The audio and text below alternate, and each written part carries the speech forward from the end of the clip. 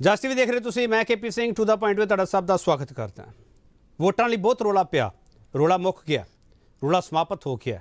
ਹੁਣ ਤੁਹਾਡਾ ਕੰਮ ਸ਼ੁਰੂ ਹੋਇਆ ਹੈ ਤੇ ਸਾਡਾ ਕੰਮ ਵੀ ਅਸਲ ਵਿੱਚ ਹੁਣ ਸ਼ੁਰੂ ਹੋਇਆ, ਕਿਉਂਕਿ ਅਸੀਂ ਉਹਨਾਂ ਏਜੰਡਿਆਂ ਤੇ ਉਹਨਾਂ ਮੁੱਦਿਆਂ ਤੇ ਜਿੰਦੇ ਵਿੱਚ ਤੁਹਾਨੂੰ ਅਸੀਂ ਅਵੇਅਰ ਕਰਨਾ ਸੀਗਾ, ਸ਼ਾਇਦ ਅਸੀਂ ਵੀ ਨਾਕਾਮਯਾਬ ਹੋਏ ਹਾਂ। ਪਰ ਮੈਨੂੰ ਲੱਗਦਾ ਇਹ ਕੁਝ ਘੰਟੇ ਜਿਹੜੇ ਬਾਕੀ ਹੈਗੇ ਆ, ਸਾਨੂੰ ਲੱਗਦਾ ਹੈ ਕਿ ਉਸ ਦੀ ਕਸਰ ਅਸੀਂ ਕੱਢ ਸਕਦੇ ਹਾਂ। ਅੱਜ ਵੀ ਅਸੀਂ ਅਵੇਅਰ ਹੋ ਸਕਦੇ ਹਾਂ।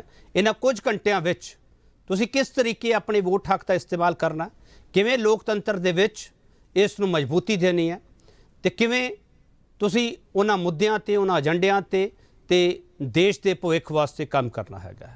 ਅਸੀਂ ਉਸ ਲਈ ਸੋਚ ਰਹੇ ਹਾਂ, ਵਿਚਾਰ ਰਹੇ ਹਾਂ, ਚਰਚਾ ਕਰ ਰਹੇ ਹਾਂ ਤੇ ਇੱਕੋ ਸਵਾਲ ਪੁੱਛਾਂਗੇ, ਕਿਵੇਂ ਹੋਵੇ ਫੇਅਰ ਵੋਟਿੰਗ।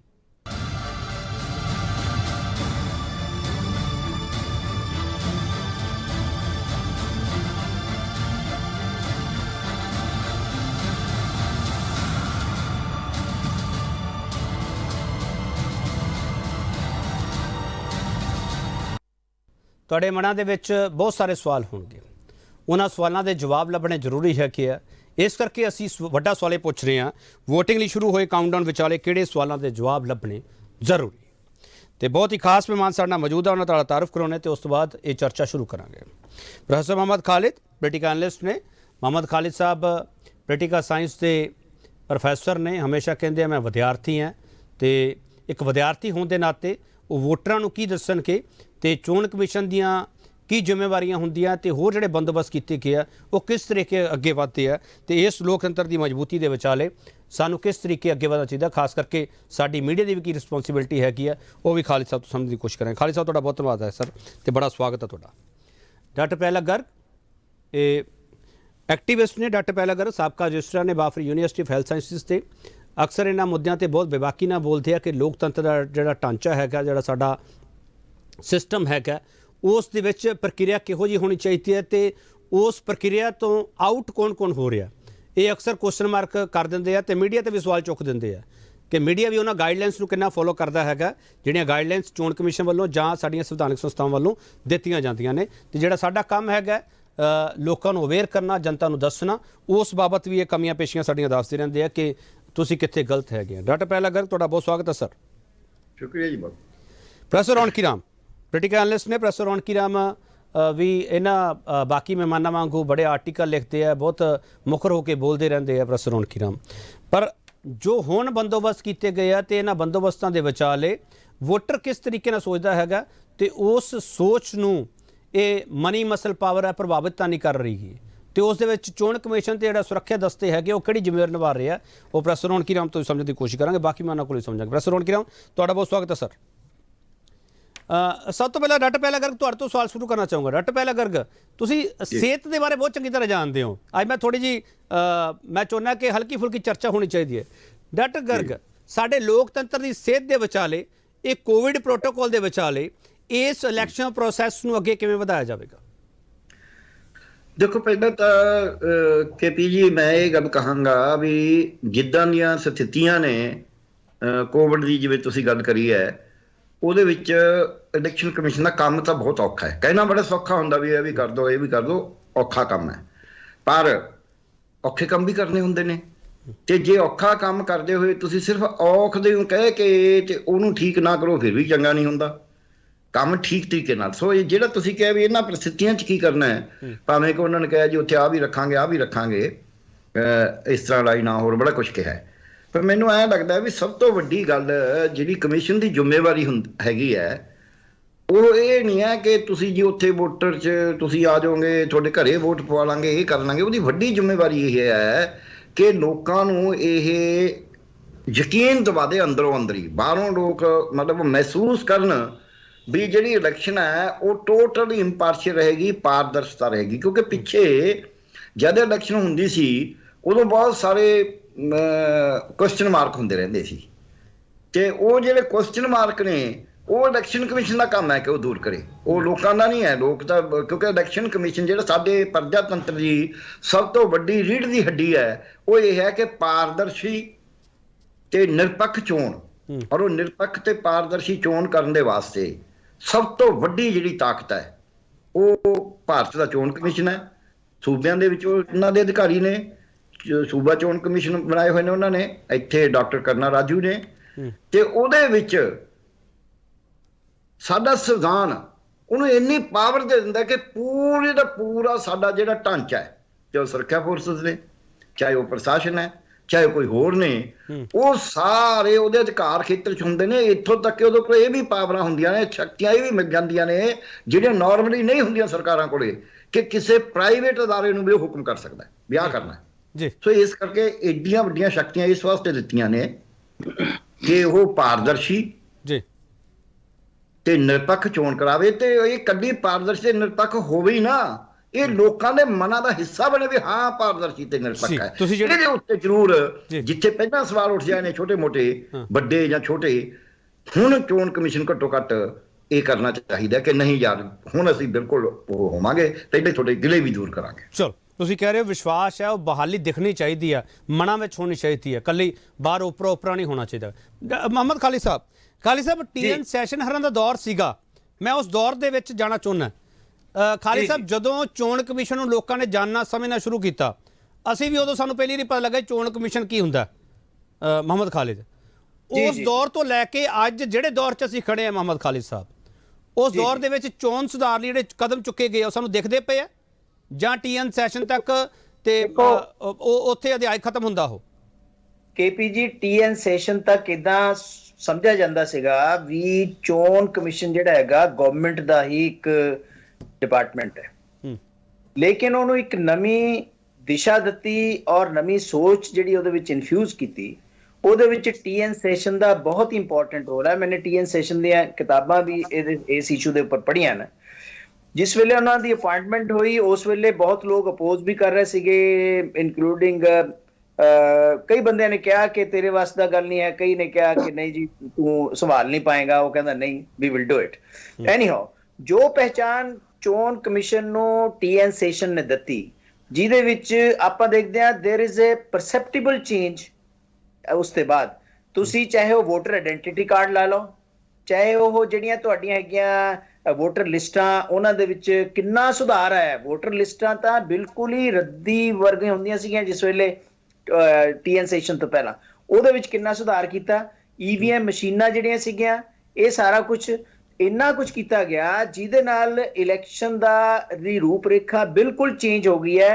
ਅਗਰ ਕੋਈ ਕਹੇ ਕਿ TN ਸੈਸ਼ਨ ਦੀ ਸਿੰਗਲ ਪਰਸਨ ਜਿਹਦੀ ਮੈਕਸਿਮਮ ਕੰਟਰੀਬਿਊਸ਼ਨ ਹੈ ਇਲੈਕਸ਼ਨ ਦੇ ਸੁਧਾਰਾਂ ਦੇ ਵਿੱਚ, ਬੇਸ਼ੱਕ ਉਹਨੂੰ ਪੋਲੀਟੀਕਲ ਥਾਪੀ ਵੀ ਥੀ, ਕਈ ਜਗ੍ਹਾ ਉਹਨੇ ਲੜਾਈ ਵੀ ਕੀਤੀ, ਲੜ ਕੇ ਵੀ ਲੈਤਾ, ਸੁਪਰੀਮ ਕੋਰਟ ਤੱਕ ਵੀ ਗਿਆ, ਲੇਕਿਨ ਇਲੈਕਸ਼ਨ ਕਮਿਸ਼ਨ ਨੂੰ ਇੱਕ ਪਹਿਚਾਨ ਦਿੱਤੀ ਔਰ ਉਹ ਪਹਿਚਾਨ ਜਿਹੜੀ ਹੈਗੀ ਆ ਉਹ ਜਾਰੀ ਰਹਿਣੀ ਚਾਹੀਦੀ ਹੈ। ਕਿਸੇ ਤਰ੍ਹਾਂ ਦਾ ਕਿੰਤੂ ਪਰੰਤੂ ਲੋਕਾਂ ਦੇ ਦਿਮਾਗ ਦੇ ਵਿੱਚ ਇਲੈਕਸ਼ਨ ਕਮਿਸ਼ਨ ਬਾਰੇ ਘੱਟੋ ਘੱਟ ਨਹੀਂ ਆਉਣਾ ਚਾਹੀਦਾ ਕਿ ਜੀ ਜਿਹੜੀ ਇਲੈਕਸ਼ਨ ਕਮਿਸ਼ਨ ਦਾ ਬੇਸਿਕ ਜ਼ਿੰਮੇਵਾਰੀ ਹੈ ਫ੍ਰੀ ਐਂਡ ਫੇਅਰ ਪੋਲ, ਉਹਦੇ ਪਰ ਕਿਸੇ ਤਰ੍ਹਾਂ ਦੀ ਆਂਚ ਨਹੀਂ ਜਾਂਦੀ। ਦੇਖੋ ਇੱਕ ਮਿੰਟ ਜੀ, ਜਿਹੜਾ ਆਪਾਂ ਇਹ ਕਹਿੰਦੇ ਆ ਕਿ ਸਾਡੀ ਡੈਮੋਕ੍ਰੇਸੀ ਵਰਲਡ ਦੀ ਲਾਰਜੈਸਟ ਡੈਮੋਕ੍ਰੇਸੀ ਹੈ, ਬੜੀ ਵਾਈਬ੍ਰੈਂਟ ਡੈਮੋਕ੍ਰੇਸੀ ਹੈ, ਉਹ ਵਾਈਬ੍ਰੈਂਸੀ ਲਿਆਉਣ ਵਾਸਤੇ ਇਲੈਕਸ਼ਨ ਕਮਿਸ਼ਨ ਦਾ ਫੇਅਰ ਔਰ ਫ੍ਰੀ ਤਰੀਕੇ ਦੇ ਨਾਲ ਇਲੈਕਸ਼ਨ ਸੁਨਿਸ਼ਚਿਤ ਕਰਨਾ ਬਹੁਤ ਹੀ ਜ਼ਿੰਮੇਵਾਰੀ ਦਾ ਬੜਾ ਇੰਪੋਰਟੈਂਟ ਕੰਮ ਹੈ, ਜਿਹੜਾ ਕਿ TN ਸੈਸ਼ਨ ਤੇ ਬਾਅਦ ਸ਼ੁਰੂ ਹੋਇਆ। ਖਾਲਿਦ ਸਾਹਿਬ, ਹੁਣ ਇਲੈਕਸ਼ਨ ਕਮਿਸ਼ਨ ਬਿਨਾਂ ਦੰਦਾਂ ਵਾਲਾ ਸ਼ੇਰ ਤਾਂ ਨਹੀਂਗਾ?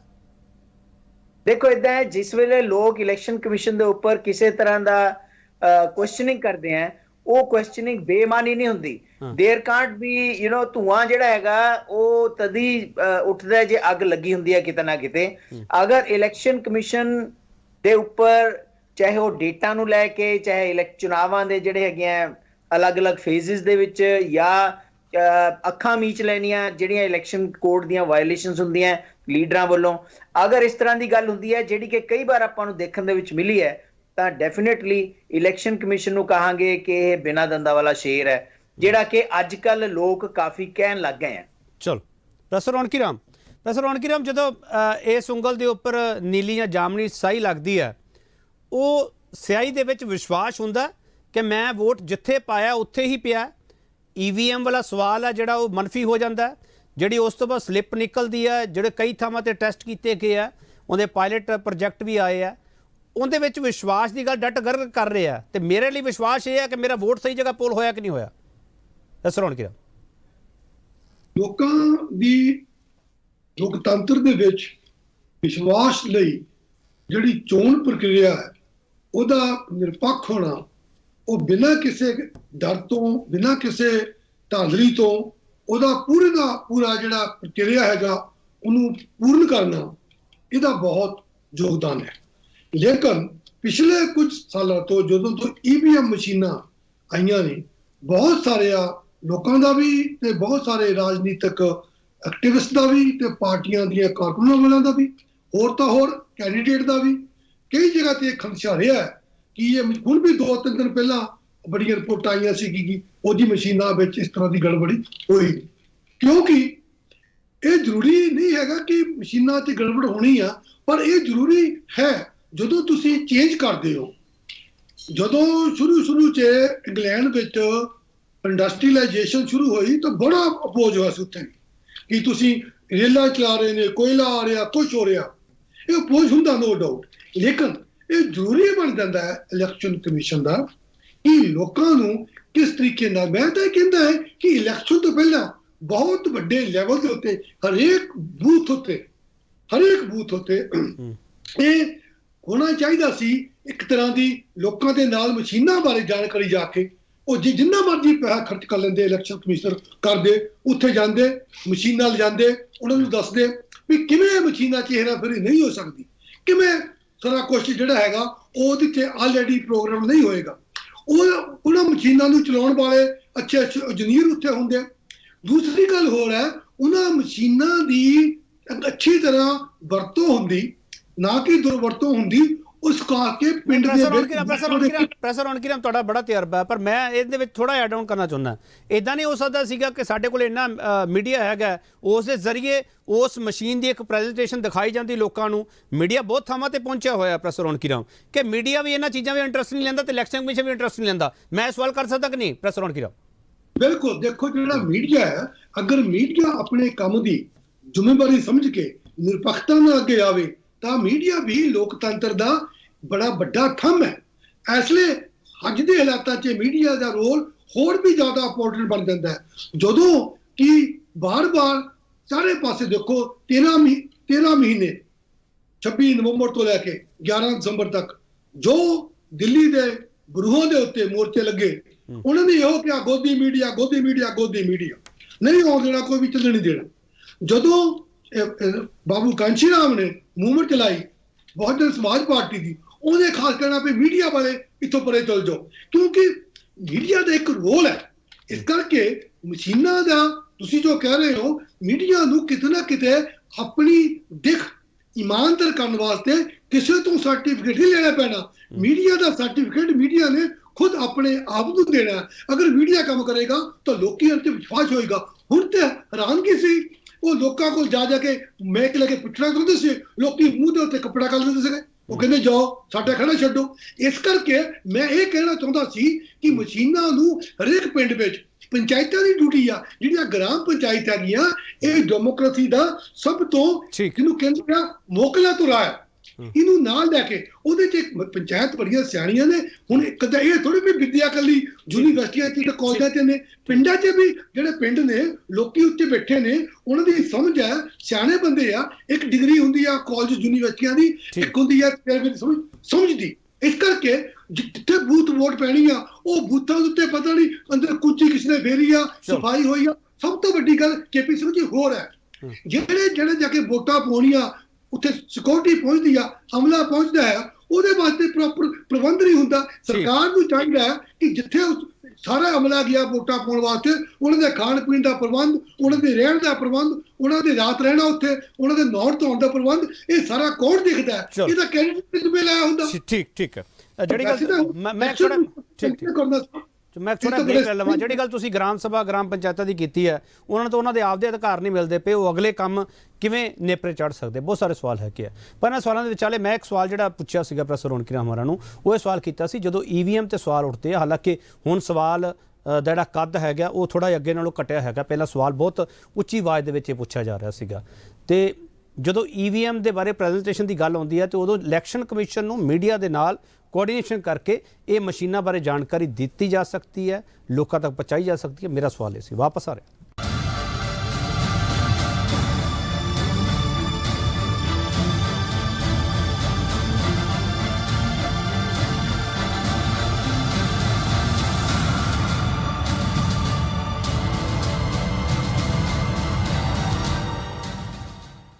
ਫਿਰ VOTING ਲਈ ਸ਼ੁਰੂ ਹੋਏ ਕਾਊਂਟਡਾਊਨ ਵਿਚਾਲੇ ਕਿਹੜੇ ਸਵਾਲਾਂ ਦੇ ਜਵਾਬ ਲੱਭਣੇ ਜ਼ਰੂਰੀ ਹੈ। ਮੁਹੰਮਦ ਖਾਲਿਦ ਸਾਹਿਬ ਜਦੋਂ VOTING ਪ੍ਰਕਿਰਿਆ ਦੀ ਗੱਲ ਹੁੰਦੀ ਹੈ ਤਾਂ ਇਲੈਕਸ਼ਨ ਕਮਿਸ਼ਨ ਵੱਲੋਂ ਤਰ੍ਹਾਂ ਤਰ੍ਹਾਂ ਦੀਆਂ ਗਾਈਡਲਾਈਨਸ ਹੁੰਦੀਆਂ, ਮੀਡੀਆ ਲਈ ਵੀ ਹੁੰਦੀਆਂ, ਵੋਟਰਾਂ ਲਈ ਵੀ ਹੁੰਦੀਆਂ ਕਿ 12 ਤਰ੍ਹਾਂ ਦੇ ਤੁਹਾਡੇ ਕੋਲ ਬਦਲ ਹੈਗੇ ਆ, ਤੁਸੀਂ ਉਹ ਆਈ ਕਾਰਡ ਸ਼ੋਅ ਕਰਕੇ ਜਾਂ ਤੁਹਾਡਾ ਉਹਦੇ ਸੂਚੀ 'ਚ ਨਾਮ ਹੈਗਾ, ਤੁਸੀਂ ਦੱਸ ਸਕਦੇ ਹੋ ਮੇਰੀ ਆਇਡੈਂਟੀਟੀ ਹੈਗੀ ਹੈ। ਖਾਲਿਦ ਸਾਹਿਬ ਮੇਰਾ ਸਵਾਲ ਇਹ ਹੈਗਾ, ਖਾਲਿਦ ਸਾਹਿਬ ਪੰਜਾਬ ਬਾਰੇ ਅਕਸਰ ਇਹ ਪ੍ਰਚਲਿਤ ਹੈ, ਸਰ ਹੋ ਸਕਦਾ ਮੈਂ ਗਲਤ ਹੋਵਾਂ ਕਿਉਂਕਿ ਮੈਂ ਤਾਂ ਹਜੇ ਸਿੱਖਦਾ ਪਿਆ ਸਰ ਤੁਹਾਡੇ ਤੋਂ। ਖਾਲਿਦ ਸਾਹਿਬ 48 ਘੰਟਿਆਂ ਦੇ ਵਿੱਚ ਪੰਜਾਬ ਦਾ ਵੋਟਰ ਫੈਸਲਾ ਕਰਦਾ, ਪੰਜਾਬ ਬਾਰੇ ਅਕਸਰ ਇਹ ਕਿਹਾ ਜਾਂਦਾ ਹੈ।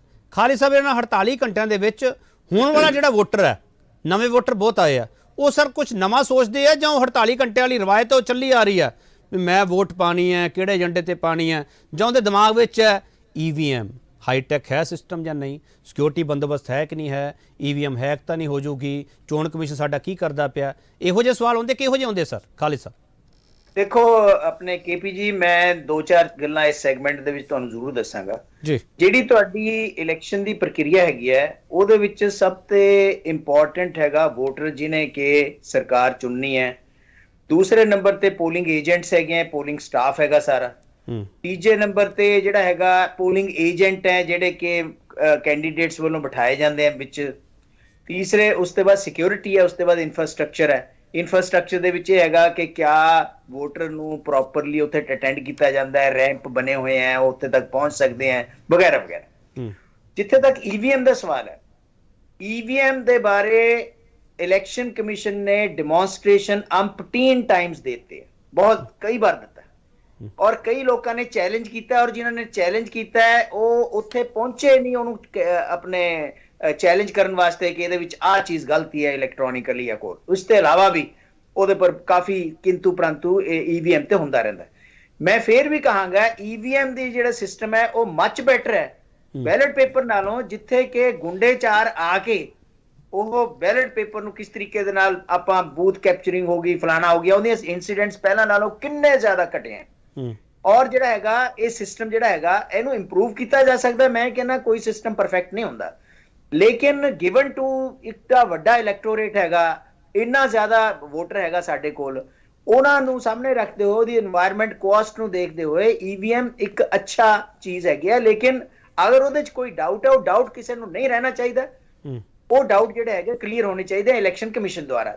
ਤੀਸਰੀ ਤੁਸੀਂ ਜੇ ਗੱਲ ਕੀਤੀ ਹੈ ਨਵੇਂ ਵੋਟਰ ਦੇ ਬਾਰੇ, ਜਿਹੜਾ ਨਵਾਂ ਵੋਟਰ ਹੈ, बहुत सारे वोटर ऐसे हैं जो अपने फैमिली बैकग्राउंड फैमिली के मुताबिक जाते हैं, इस तक कांग्रेसी परिवार है, इस तक अकाली परिवार है, इस तक BJP परिवार है, बहुत सारे तो इस तरह वोट पाते हैं।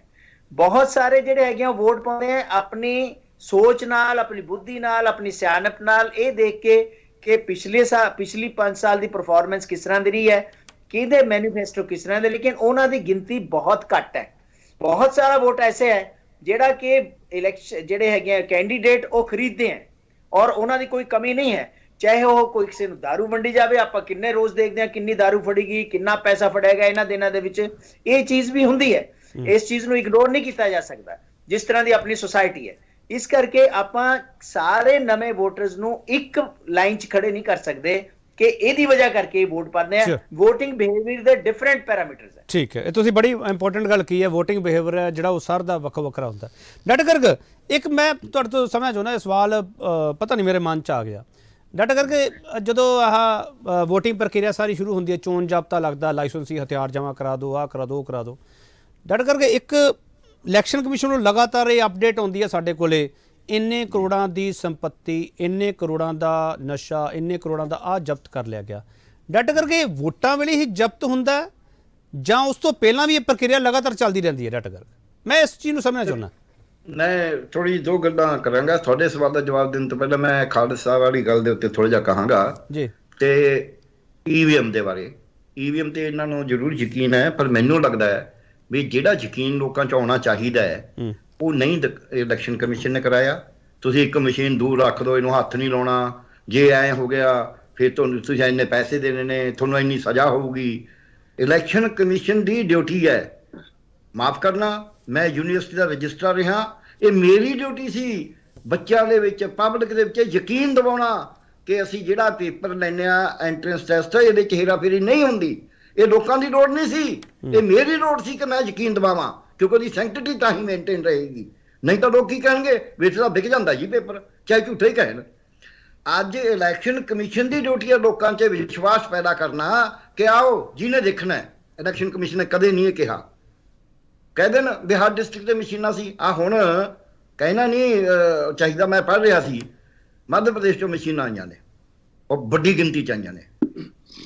ਇਹ ਲੋਕਾਂ ਦੇ ਤਾਂ ਬੜੇ ਸਵਾਲ ਨੇ। ਫਿਰ ਜਦ ਮਸ਼ੀਨਾਂ ਉੱਥੇ ਖੋਲ੍ਹਦੇ ਨੇ ਉਦੋਂ ਜੋ ਕੁਝ ਹੁੰਦਾ ਹੈ, ਜਦ ਮਸ਼ੀਨਾਂ ਘਰਾਂ ਦੇ ਵਿੱਚ ਦੇਖੀਆਂ ਜਾਂਦੀਆਂ ਨੇ, ਜਦ ਮਸ਼ੀਨਾਂ ਕਿਸੇ ਪ੍ਰਾਈਵੇਟ ਗੱਡੀ 'ਚ ਜਾਂਦੀਆਂ ਦੇਖੀਆਂ ਜਾਂਦੀਆਂ ਨੇ, ਇਹ ਕਹਿਣਾ ਹੁੰਦਾ ਵੀ ਵੱਡਾ ਕੰਮ ਹੈ। ਵੱਡੇ ਕੰਮ 'ਚ ਇਹ ਥੋੜ੍ਹਾ ਹੁੰਦਾ ਵੀ ਤੁਸੀਂ ਡਿਸਪਲਿਨ ਨੂੰ ਤੋੜ ਦਿਓ। ਸੋ ਇਸ ਕਰਕੇ ਪਹਿਲੀ ਗੱਲ ਇਹ ਹੈ, ਇਹ ਲੋੜ ਹੈ ਇਲੈਕਸ਼ਨ ਕਮਿਸ਼ਨ ਦੀ ਕਿ ਇੰਨੀ ਪਾਰਦਰਸ਼ਤਾ ਦਿਖਾਵੇ ਜਿਹੜਾ EVM ਵਰਤਣੀ ਹੈ ਕਿ ਜਿਹਨੇ ਮਸ਼ੀਨ ਚੈੱਕ ਕਰਨੀਆਂ ਕਰ ਲੇ। ਆਓ ਤੁਹਾਨੂੰ ਦਿਖਾ ਦਿੰਦੇ ਆ, ਪਰ ਕੱਲੇ ਨੂੰ ਨਹੀਂ ਦਿਖਾਵਾਂਗੇ, ਗਰੁੱਪ ਬਣ ਕੇ ਬਹਿ ਜਾਓ, ਦੇਖੋ, ਬੁਲਾ ਲਓ ਆਪਣੇ ਇੰਜੀਨੀਅਰ। ਇਹ ਨਹੀਂ ਕਰ ਰਿਹਾ, ਉਹ ਨਾ ਕਰੇਗਾ। ਦੂਜੀ ਗੱਲ, ਮੈਨੂੰ ਕਿੱਥੋਂ ਸ਼ੰਕਾ ਪੈਂਦੇ ਨੇ, VVPAT ਲਾਤਾ। ਜਦ VVPAT ਤੁਸੀਂ ਲਾ ਲਿਆ, ਤੁਸੀਂ ਇੱਕ ਉਹ VVPAT ਵਾਲੇ ਪਹਿਲਾਂ ਗਿਣ ਲਓ ਨਾ। ਸੁਪਰੀਮ ਕੋਰਟ ਤੱਕ ਇਲੈਕਸ਼ਨ ਕਮਿਸ਼ਨ ਇਸ ਗੱਲ ਤੇ ਲੜਿਆ ਕਿ ਅਸੀਂ VVPAT ਬਾਅਦ ਚ ਗਿਣਾਂਗੇ। ਕਿਉਂ ਬਈ? ਤੁਸੀਂ VVPAT ਲਾਇਆ, ਪਰਚੀਆਂ ਗਿਰੀਆਂ ਨੇ, ਉਹ ਪਰਚੀਆਂ ਤੁਸੀਂ ਕਾਊਂਟ ਕਰਕੇ ਲੋਕਾਂ ਨੂੰ ਦਿਖਾਓ ਵੀ ਆਹ ਦੇਖੋ ਤੁਹਾਡੇ VVPAT 'ਚ ਇੰਨੀਆਂ ਨੇ, ਹੁਣ ਆਓ ਮਸ਼ੀਨ ਦੇਖ ਲਓ, ਮਸ਼ੀਨ 'ਚੋਂ ਵੀ ਇੰਨੀਆਂ ਨੇ। ਤੁਸੀਂ ਉਲਟਾ ਕਰ ਦਿਓ ਜੀ। ਉਲਟਾ ਕਰਨ ਦੇ ਵਿੱਚ ਇਹ ਜਿਹੜੇ ਬੰਦੇ ਇਲੈਕਸ਼ਨ ਕੰਡਕਟ ਕਰਾਉਂਦੇ ਨੇ ਉਹਨਾਂ ਨੂੰ ਪਤਾ ਹੈ ਵੀ ਕੀ ਹੁੰਦਾ ਹੈ, ਹਰੇਕ ਨੂੰ ਪਤਾ ਹੈ। ਹੁਣ SDM ਹੁੰਦੇ ਨੇ ਆਰੋ, ਜਾਂ ਕੋਈ ਤਹਿਸੀਲਦਾਰ ਹੁੰਦਾ 117 ਅਸੈਂਬਲੀ ਕਾਉਂਸਿਲ 'ਚ, ਕਿਉਂਕਿ SDM ਤਾਂ ਬਣੇ ਵੀ ਨੇ। SDM ਤੇ ਤਹਿਸੀਲਦਾਰਾਂ ਨੂੰ ਪਤਾ ਵੀ ਕਾਊਂਟਿੰਗ ਕਿਵੇਂ ਹੁੰਦੀ ਹੈ, ਕੀ ਹੁੰਦਾ ਹੈ। ਸੋ ਇਸ ਕਰਕੇ ਹਰੇਕ ਨੂੰ ਪਤਾ ਹੈ। ਕੋਈ ਮੈਂ ਨਹੀਂ ਵੀ ਮੈਂ ਇਕੱਲਾ ਕਹਿਣਾ, ਉਹਨਾਂ ਦੇ ਨਾਲ ਜਿਹੜਾ ਆਮੜਾ ਫਿਰਨਾ ਉਹ ਪਤਾ ਉਹਨੂੰ ਵੀ ਹੁੰਦਾ ਹੈ। ਸਵਾਲ ਇਹ ਹੈ ਕਿ ਤੁਸੀਂ ਪਾਰਦਰਸ਼ਤਾ ਜਦ ਕਰਨੀ ਹੈ, ਉਦੋਂ ਜਿਹੜਾ ਪਾਰਦਰਸ਼ਤਾ ਵਾਸਤੇ ਤੁਸੀਂ ਖੁਦ ਹੀ ਇੰਸਟਰੂਮੈਂਟ ਲਾਇਆ ਹੈ, ਤੁਸੀਂ ਉਹ ਖੁਦ ਹੀ ਉਹਨੂੰ ਪਹਿਲਾਂ ਵਰਤਣ ਨੂੰ ਤਿਆਰ ਨਹੀਂ। ਸੁਪਰੀਮ ਕੋਰਟ ਤੱਕ ਇਹ ਲੜਾਈ ਕਰਦੇ ਵੀ ਨਾ ਇਹਨੂੰ ਨਹੀਂ ਗਿਣਨਾ ਅਸੀਂ, ਇਹ ਤੋਂ ਫਿਰ ਸ਼ੰਕਾ ਹੋਰ ਵੱਡਾ ਹੋ ਜਾਂਦਾ ਹੈ। ਹੁਣ ਮੈਂ ਤੁਹਾਡੇ ਦੂਜੇ ਸਵਾਲ ਦਾ ਜਵਾਬ ਦਿੰਦਾ, ਜਿਹੜਾ ਤੁਸੀਂ ਕਹਿੰਦੇ ਹੋ ਕਿ ਵੋਟਰ ਦੇ ਡਿਸਾਈਡ ਕਰਨ ਵਾਲਾ। ਮੈਂ ਇਹ ਸਵਾਲ ਕਰ ਰਿਹਾ ਸੀਗਾ ਸਰ, ਕਰੋੜਾਂ ਦੀਆਂ ਚੀਜ਼ਾਂ ਜ਼ਬਤ ਕਰਨੀਆਂ। ਹਾਂ, ਮੈਂ ਉਹ ਸਵਾਲ ਡਿਸਾਈਡ ਉਸੇ ਦੇ ਨਾਲ ਕਰਦਾ। ਜਿਹੜੇ ਨਸ਼ੇ ਨੇ, ਜਿਹੜਾ ਪੈਸਾ ਹੈ, ਇਹ 'ਚ ਕੋਈ ਸ਼ੱਕ ਨਹੀਂ ਕਿ ਇਲੈਕਸ਼ਨਾਂ ਵੇਲੇ ਉਹ ਜ਼ਿਆਦਾ ਘੁੰਮਦਾ ਹੈ, ਕਿਉਂਕਿ ਉਦੋਂ ਬਹੁਤ ਜ਼ਿਆਦਾ ਇਨਵੋਲਵ ਹੋ ਕੇ ਜਾਣ ਕੇ ਦਿੰਦੇ ਨੇ। ਪਹਿਲਾਂ ਨਸ਼ਾ ਤਸਕਰ ਸਿਰਫ ਨਸ਼ਾ ਵੇਚਣ ਵਾਸਤੇ ਆਉਂਦਾ ਹੈ, ਜਿਹੜੀ ਇਲੀਗਲ ਕਰੰਸੀ ਹੈ ਉਹ ਇਲੀਗਲ ਕੰਮਾਂ ਵਾਸਤੇ ਆਉਂਦੀ ਹੈ, ਉਹ ਇੱਦਾਂ ਪਬਲਿਕਲੀ ਵੰਡਣ ਵਾਸਤੇ ਨਹੀਂ ਆਉਂਦੀ। ਇਲੈਕਸ਼ਨ ਕਮਿਸ਼ਨ ਦੇ ਵਿੱਚ ਬਹੁਤ ਜ਼ਿਆਦਾ ਇਹ ਜਿਹੜਾ ਇਲੈਕਸ਼ਨ ਚੋਣ ਦੇ ਵੇਲੇ ਇਹ ਬਹੁਤ ਜ਼ਿਆਦਾ, ਕਿਉਂਕਿ ਕੈਂਡੀਡੇਟ ਬਹੁਤ ਹੁੰਦੇ ਨੇ, ਵੋਟਰ ਬਹੁਤ ਹੁੰਦੇ ਨੇ, ਏਜੰਟ ਬਹੁਤ ਹੁੰਦੇ ਨੇ। ਏਜੰਟ ਮੀਨਸ ਚੋਣਾਂ ਦੇ ਏਜੰਟ ਨਹੀਂ, ਜਿਹੜੇ ਆ ਇਹੀ ਕੰਮ ਕਰਨ ਵਾਲੇ। ਸੋ ਇਸ ਕਰਕੇ ਉਹ ਡੈਫੀਨੇਟਲੀ ਜ਼ਿਆਦਾ ਆਉਂਦਾ ਹੈ ਤੇ ਜ਼ਿਆਦਾ ਫੜਿਆ ਵੀ ਜਾਂਦਾ ਹੈ। ਫੜੇ ਜਾਣ ਦਾ ਵੱਡਾ ਕਾਰਨ ਇਹ ਹੈ, ਇਹ ਨਹੀਂ ਹੈ ਕਿ ਜ਼ਿਆਦਾ ਆਉਣ ਕਰਕੇ ਫੜਿਆ ਜਾਂਦਾ ਹੈ, ਉਹ ਇੱਕ ਫੈਕਟਰ। ਦੂਜਾ ਫੈਕਟਰ ਇਹ ਵੀ ਹੈ, ਇਹ ਸੱਚ ਹੈ ਕਿ ਇਲੈਕਸ਼ਨ ਦੇ ਦੌਰਾਨ ਚੌਕਸੀ ਵੱਧ ਹੁੰਦੀ ਹੈ ਜੀ, ਅਮਲਾ ਪਹਿਲਾਂ ਕੇਵਲ ਉਸੇ ਕੰਮ ਤੇ ਲੱਗਿਆ ਹੁੰਦਾ ਹੈ। ਠੀਕ ਹੈ, ਮੈਂ ਹੋਰ ਛੋਟਾ ਬ੍ਰੇਕ ਲੂੰਗਾ, ਬ੍ਰੇਕ ਤੋਂ ਵਾਪਸ ਆਵਾਂਗੇ। ਡਾਕਟਰ ਰੌਣਕੀ ਰਾਮ ਕੋਲੇ ਮੇਰਾ ਬਹੁਤ ਹੀ ਮਹੱਤਵਪੂਰਨ ਸਵਾਲ ਇੱਕ ਹੋਊਗਾ, ਜਿਹੜੀ ਸਾਡੇ ਕੋਲ ਇੱਕ ਡਾਟਾ ਹੁੰਦਾ, ਉਹ ਡਾਟਾ ਮੇਰੇ ਕੋਲ ਹੀ ਪਿਆ ਹੈ, ADR ਦੀ ਰਿਪੋਰਟ ਹੁੰਦੀ ਹੈ ਸਾਡੇ ਕੋਲੇ, ਦਾਗੀ ਜਿਹੜੇ ਹੈਗੇ ਉਹਨਾਂ ਬਾਰੇ ਦੱਸਿਆ ਜਾਂਦਾ। ਸਵਾਲ ਇਹ ਹੈਗਾ, ਜਿਹੜੇ ਇਲੈਕਸ਼ਨ ਕਮਿਸ਼ਨ ਦੀਆਂ ਹਦਾਇਤਾਂ ਹੈਗੀਆਂ ਕਿ ਤੁਸੀਂ ਮੀਡੀਆ ਦੇ ਜ਼ਰੀਏ ਉਹ ਇਸ਼ਤਿਹਾਰ ਦੇਣਾ, ਦੱਸਣਾ, ਉਹਦੇ ਬਾਰੇ ਜਾਣਕਾਰੀ ਦੇਣੀ ਹੈਗੀ ਹੈ। ਜਿਹੜਾ ਉਹਨਾਂ ਨੇ ਇੱਕ ਪੋਰਟਲ ਬਣਾਇਆ ਜਾਂ ਜਿਹੜੀ ਉਹਦੀ ਐਪ ਬਣਾਈ ਹੈ ਜਿਹਦੇ ਵਿੱਚ ਤੁਸੀਂ ਕਲਿੱਕ ਕਰਕੇ ਉਹ ਜਾਣਕਾਰੀ ਲੈ ਸਕਦੇ ਹੋ। ਕੀ ਤੁਹਾਨੂੰ ਪਤਾ ਹੈ ਕਿ ਤੁਹਾਡਾ ਨੁਮਾਇੰਦਾ ਦਾਗੀ ਹੈਗਾ, ਉਹਦੇ ਤੇ ਕਿੰਨੇ ਪਰਚੇ ਹੈਗੇ ਆ? ਜੇ ਤੁਹਾਨੂੰ ਜਾਣਕਾਰੀ ਨਹੀਂ ਹੈਗੀ ਫਿਰ ਤੁਸੀਂ ਵੋਟ ਕਿਵੇਂ ਪਾ ਰਹੇ ਹੋ, ਇਹ ਵੀ ਤੁਹਾਡੇ ਲਈ ਜਾਣਨਾ ਜ਼ਰੂਰੀ ਹੈ। ਵਾਪਸ ਆ ਰਿਹਾ।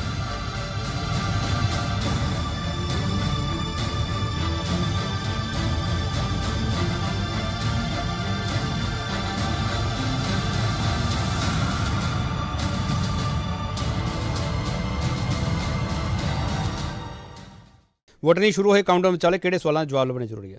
ਪ੍ਰੋਫੈਸਰ ਰੌਣਕੀ ਰਾਮ, ਮੈਂ ਵਿਸ਼ਵਾਸ ਵਾਲੀ ਲਾਈਨ ਨੂੰ ਹੀ ਅੱਗੇ ਵਧਾਊਂਗਾ। ਇਹ ਵਿਸ਼ਵਾਸ ਤੁਸੀਂ ਸਾਰਿਆਂ ਨੇ ਗੱਲ ਕਹਿਤੀ ਹੈ।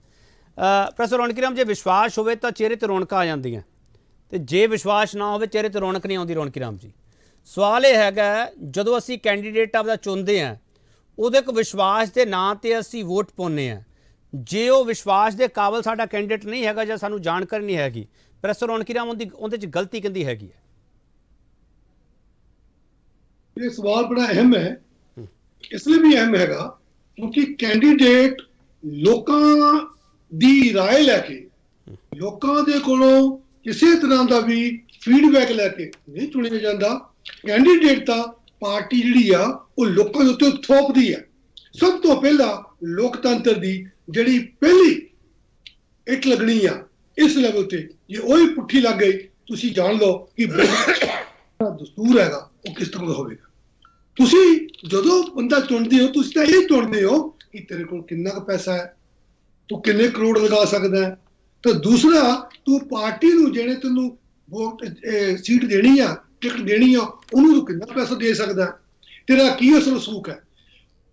ਅਗਰ ਮੰਨ ਲਓ ਚਲੋ ਇਹ ਸਾਰੀ ਗੱਲਾਂ ਹੈਗੀਆਂ ਕਿ ਇਹ ਜ਼ਰੂਰੀ ਨਹੀਂ ਹੈਗਾ, ਗਰਗ ਸਾਹਿਬ ਬੜੇ ਸਾਡੇ ਨਾਲ ਬੈਠੇ ਨੇ, ਬਹੁਤ ਅੱਛੇ ਐਨਾਲਿਸਟ ਨੇ, ਕੀ ਜ਼ਰੂਰੀ ਨਹੀਂ ਹੈਗਾ ਕਿ ਲੋਕਾਂ ਦੇ ਵਿੱਚ ਮੈਨੀਫੈਸਟੋ ਤਾਂ ਲੋਕਾਂ ਤੋਂ ਪਹੁੰਚਦੀ ਨਹੀਂ ਹੈਗੀ। ਕਿੰਨੀਆਂ ਪਾਰਟੀਆਂ ਨੇ ਹੁਣ ਤੱਕ ਜਿਹਨਾਂ ਨੇ ਆਪਣੀਆਂ ਮੈਨੀਫੈਸਟੋਆਂ ਜਗ੍ਹਾ ਪਿੰਡਾਂ 'ਚ ਵੰਡੀਆਂ ਨੇ, ਉਹ ਤਾਂ ਹੋਰ ਹੀ ਚੀਜ਼ਾਂ ਵੰਡੀ ਜਾਂਦੇ ਨੇ ਖਾਣੇ ਪੀਣ ਵਾਲੀਆਂ। ਕੀ ਲੋਕਾਂ ਦੇ ਘਰਾਂ 'ਚ ਜਾ ਕੇ ਹੁਣ ਤੱਕ ਪਹੁੰਚਾਈਆਂ ਵੀ ਇਹ ਸਾਡੀਆਂ ਮੈਨੀਫੈਸਟੋ ਹੈਗੀਆਂ? ਉਹਦੇ 'ਚ ਲੋਕਾਂ ਨੂੰ ਮੌਕਾ ਮਿਲਿਆ ਪਿੰਡਾਂ 'ਚ ਸੱਥਾਂ 'ਚ ਬੈਠ ਕੇ ਕਿ ਆਓ ਕੰਪੇਅਰ ਕਰੀਏ ਪੰਜਾਬੀ 'ਚ ਮੈਨੀਫੈਸਟੋਆਂ ਜਿਹੜੀਆਂ ਬਣੀਆਂ ਨੇ, ਕਿ ਉੱਥੇ ਜਿੱਦਾਂ ਮੁਹਾਰਨੀ ਪੜ੍ਹਦੇ ਸਕੂਲਾਂ ਵਿੱਚ ਪੁਰਾਣੇ ਸਾਡੇ ਵੇਲੇ ਉੱਤੇ ਉਹਨਾਂ ਉੱਤੇ ਮੁਹਾਰਨੀ ਪੜ੍ਹੀ ਜਾਵੇ, ਕੋਈ ਗੱਲ ਨਹੀਂ ਕਰਦਾ। ਫਿਰ ਹਰੇਕ ਜਿਹੜਾ ਕੈਂਡੀਡੇਟ ਖੜਾ ਹੋਇਆ ਵਾ ਉਹਦਾ ਸਾਰਾ ਪਤਰਾ ਹੋਣਾ ਚਾਹੀਦਾ, ਉਹਦੀ ਪੂਰੀ ਪਤਰੀ ਬਣਨੀ ਚਾਹੀਦੀ ਆ। ਇਹ ਕੌਣ ਵਾ, ਕਿੱਥੋਂ ਪੜ੍ਹਿਆ, ਕਿੱਥੇ ਕੀਤਾ, ਕਿਵੇਂ ਕੀਤਾ, ਇਹਦੇ ਕੋਲ ਡਾਟਾ ਕੀ ਆ, ਥੋੜਾ ਬਹੁਤ ਪਤਾ ਲੱਗਦਾ। ਤੇ 25 ਕੇਸ ਪਏ ਹੋਏ ਨੇ, ਇਹ ਕੋਰਟ 'ਚ ਚੱਲਦਾ ਜੀ, ਉਹਨਾਂ ਲੋਕਾਂ ਨੂੰ ਪਤਾ ਨਹੀਂ ਹੁੰਦਾ, ਲੋਕੀ ਵੇਚੋ ਪਰਦੇ ਹੈਗੇ ਆ। ਸਾਡੇ ਕੋਲ ਡਾਟਾ ਆਉਂਦਾ ਕਿ ਇੰਨੇ ਬੰਦੇ ਦਾਗੀ ਨੇ, ਕੋਸ਼ਿਸ਼ ਹੁੰਦੀ ਹੈ ਕਿਵੇਂ ਕੀਤਾ ਜਾਵੇ। ਇਸ ਲਈ ਲੋਕਾਂ ਕੋਲ ਸਭ ਕੁਝ ਸਾਹਮਣੇ ਲਿਆ ਕੇ ਉਹਨਾਂ ਨੂੰ ਖੜੇ ਕੀਤਾ ਜਾਂਦਾ ਤਾਂ ਬੜੇ ਲੀਡਰ ਜਿਹੜੇ ਬੜੇ ਦਿਗਵਜ ਹੈਗੇ ਆ ਉਹ ਉੱਥੇ ਆਉਂਦੇ ਨੇ, ਉਹਨਾਂ ਕੈਂਡੀਡੇਟ ਨੂੰ ਉੱਤੇ ਸਟੇਜ ਤੇ ਬਾਹਰ ਕੇ ਉਹਨਾਂ ਦੀ ਸ਼ੋਲੇ ਗਾਉਂਦੇ ਨੇ, ਉਹਨਾਂ ਦੀਆਂ ਸਪੋਰਟਾਂ ਕਰਦੇ ਨੇ। ਤਾਂ ਕੀ ਲੋਕਤੰਤਰ ਦੇ ਵਿੱਚ ਇਹ ਕੋਈ ਕਰੈਕਟਰ ਨਾਂ ਦੀ ਚੀਜ਼ ਨਹੀਂ ਹੈਗੀ? ਲੋਕਤੰਤਰ ਤਾਂ ਕਰੈਕਟਰ ਹੈ, ਤੁਹਾਡਾ ਚਾਲ ਚੱਲਣ ਹੈ। ਜੇ ਤੁਸੀਂ ਸਰਕਾਰ ਨੂੰ ਬਣਾ ਕੇ ਉੱਥੇ ਲੋਕ ਸਭਾ 'ਚ, ਪਾਰਲੀਮੈਂਟ 'ਚ ਤੇ ਰਾਜ ਸਭਾ 'ਚ ਤਾਂ ਵਿਧਾਨ ਸਭਾ 'ਚ ਬਹਿ ਕੇ ਤੁਸੀਂ ਕਾਨੂੰਨ ਪਾਸ ਕਰਨੇ ਆ, ਅਰੇ ਭਾਈ ਕਾਨੂੰਨ ਪਾਸ ਕਰਨੇ ਆ, ਤੁਸੀਂ ਕਾਨੂੰਨ ਦਾਤਾ ਬਣਨਾ, ਤੁਸੀਂ ਕਾਨੂੰਨ ਘੜਨ ਵਾਲੇ ਬਣਨਾ। ਜੇ ਪਹਿਲਾਂ ਹੀ ਤੁਹਾਡੇ ਤੇ ਕਾਨੂੰਨਾਂ ਦੀਆਂ ਇੰਨੀਆਂ ਲੱਗੀਆਂ ਪਈਆਂ ਧਾਰਾਵਾਂ ਤੁਹਾਨੂੰ ਜੇਲ੍ਹ 'ਚ ਪਾਉਣ ਨੂੰ ਸਿੱਟਿਆ ਜਾਣਾ, ਜੇਲ੍ਹ ਵਿੱਚ ਤੁਸੀਂ ਜੇਲ੍ਹ ਤੋਂ ਛੁੱਟ ਕੇ ਆ ਕੇ ਲੜਦੇ ਪਏ ਆ, ਤੁਹਾਨੂੰ ਕਾਨੂੰਨ ਬਣਾਉਣ ਦੀ ਪ੍ਰੋਫੈਸਰ ਰਣਕੀਰਾਂ ਤੁਸੀਂ ਸਾਰੀਆਂ ਗੱਲਾਂ ਕਰਤੀਆਂ, ਪਰ ਮੇਰੀ ਗੱਲ ਦਾ ਜਵਾਬ ਨਹੀਂ ਦਿੱਤਾ।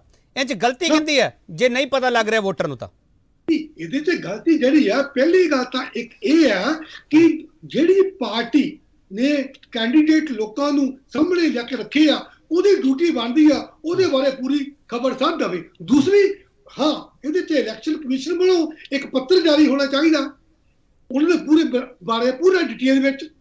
ਜਿਸ ਤਰ੍ਹਾਂ ਤੁਸੀਂ ਕਿਹਾ ਕਿ ਹਰੇਕ ਬੂਥ ਉੱਤੇ ਅਮਲਾ ਪਹੁੰਚ ਜਾਂਦਾ ਹੈ, ਤਾਂ ਜਿੱਦਣ ਤੋਂ ਨੋਮੀਨੇਸ਼ਨਾਂ ਭਰੀ ਗਈਆਂ ਉਦੋਂ ਤੋਂ ਹੀ ਉਹਨਾਂ ਬਾਰੇ, ਖੈਰ ਐਸੀ ਨਹੀਂ, ਇਲੈਕਸ਼ਨ ਕਮਿਸ਼ਨ ਬਾਰੇ ਤਾਂ ਪੂਰਾ ਉਹਨਾਂ ਦੀ ਕਿੰਨੀ ਪ੍ਰਾਪਰਟੀ ਹੈ, ਕਿੰਨੀ ਪ੍ਰਾਪਰਟੀ ਪਹਿਲਾਂ ਸੀਗੀ, ਡਾਟਾ ਪ੍ਰੋਫੈਸਰ ਰਣਕੀਰਾਂ ਅੱਗੇ ਨਾਲ ਡਾਟਾ ਅਪਲੋਡ ਹੋਇਆ, ਉਹਨਾਂ ਨੇ ਐਪਸ ਬਾਰੇ ਵੀ ਦੱਸਿਆ ਹੈਗਾ, ਪਰ ਲੋਕਾਂ ਤੱਕ ਕਿਵੇਂ ਪਹੁੰਚੂਗਾ ਕਿ ਇੱਕ ਕਲਿੱਕ ਤੇ ਤੁਸੀਂ ਇਹ ਡਾਟਾ ਲੈ ਸਕਦੇ ਹੋ?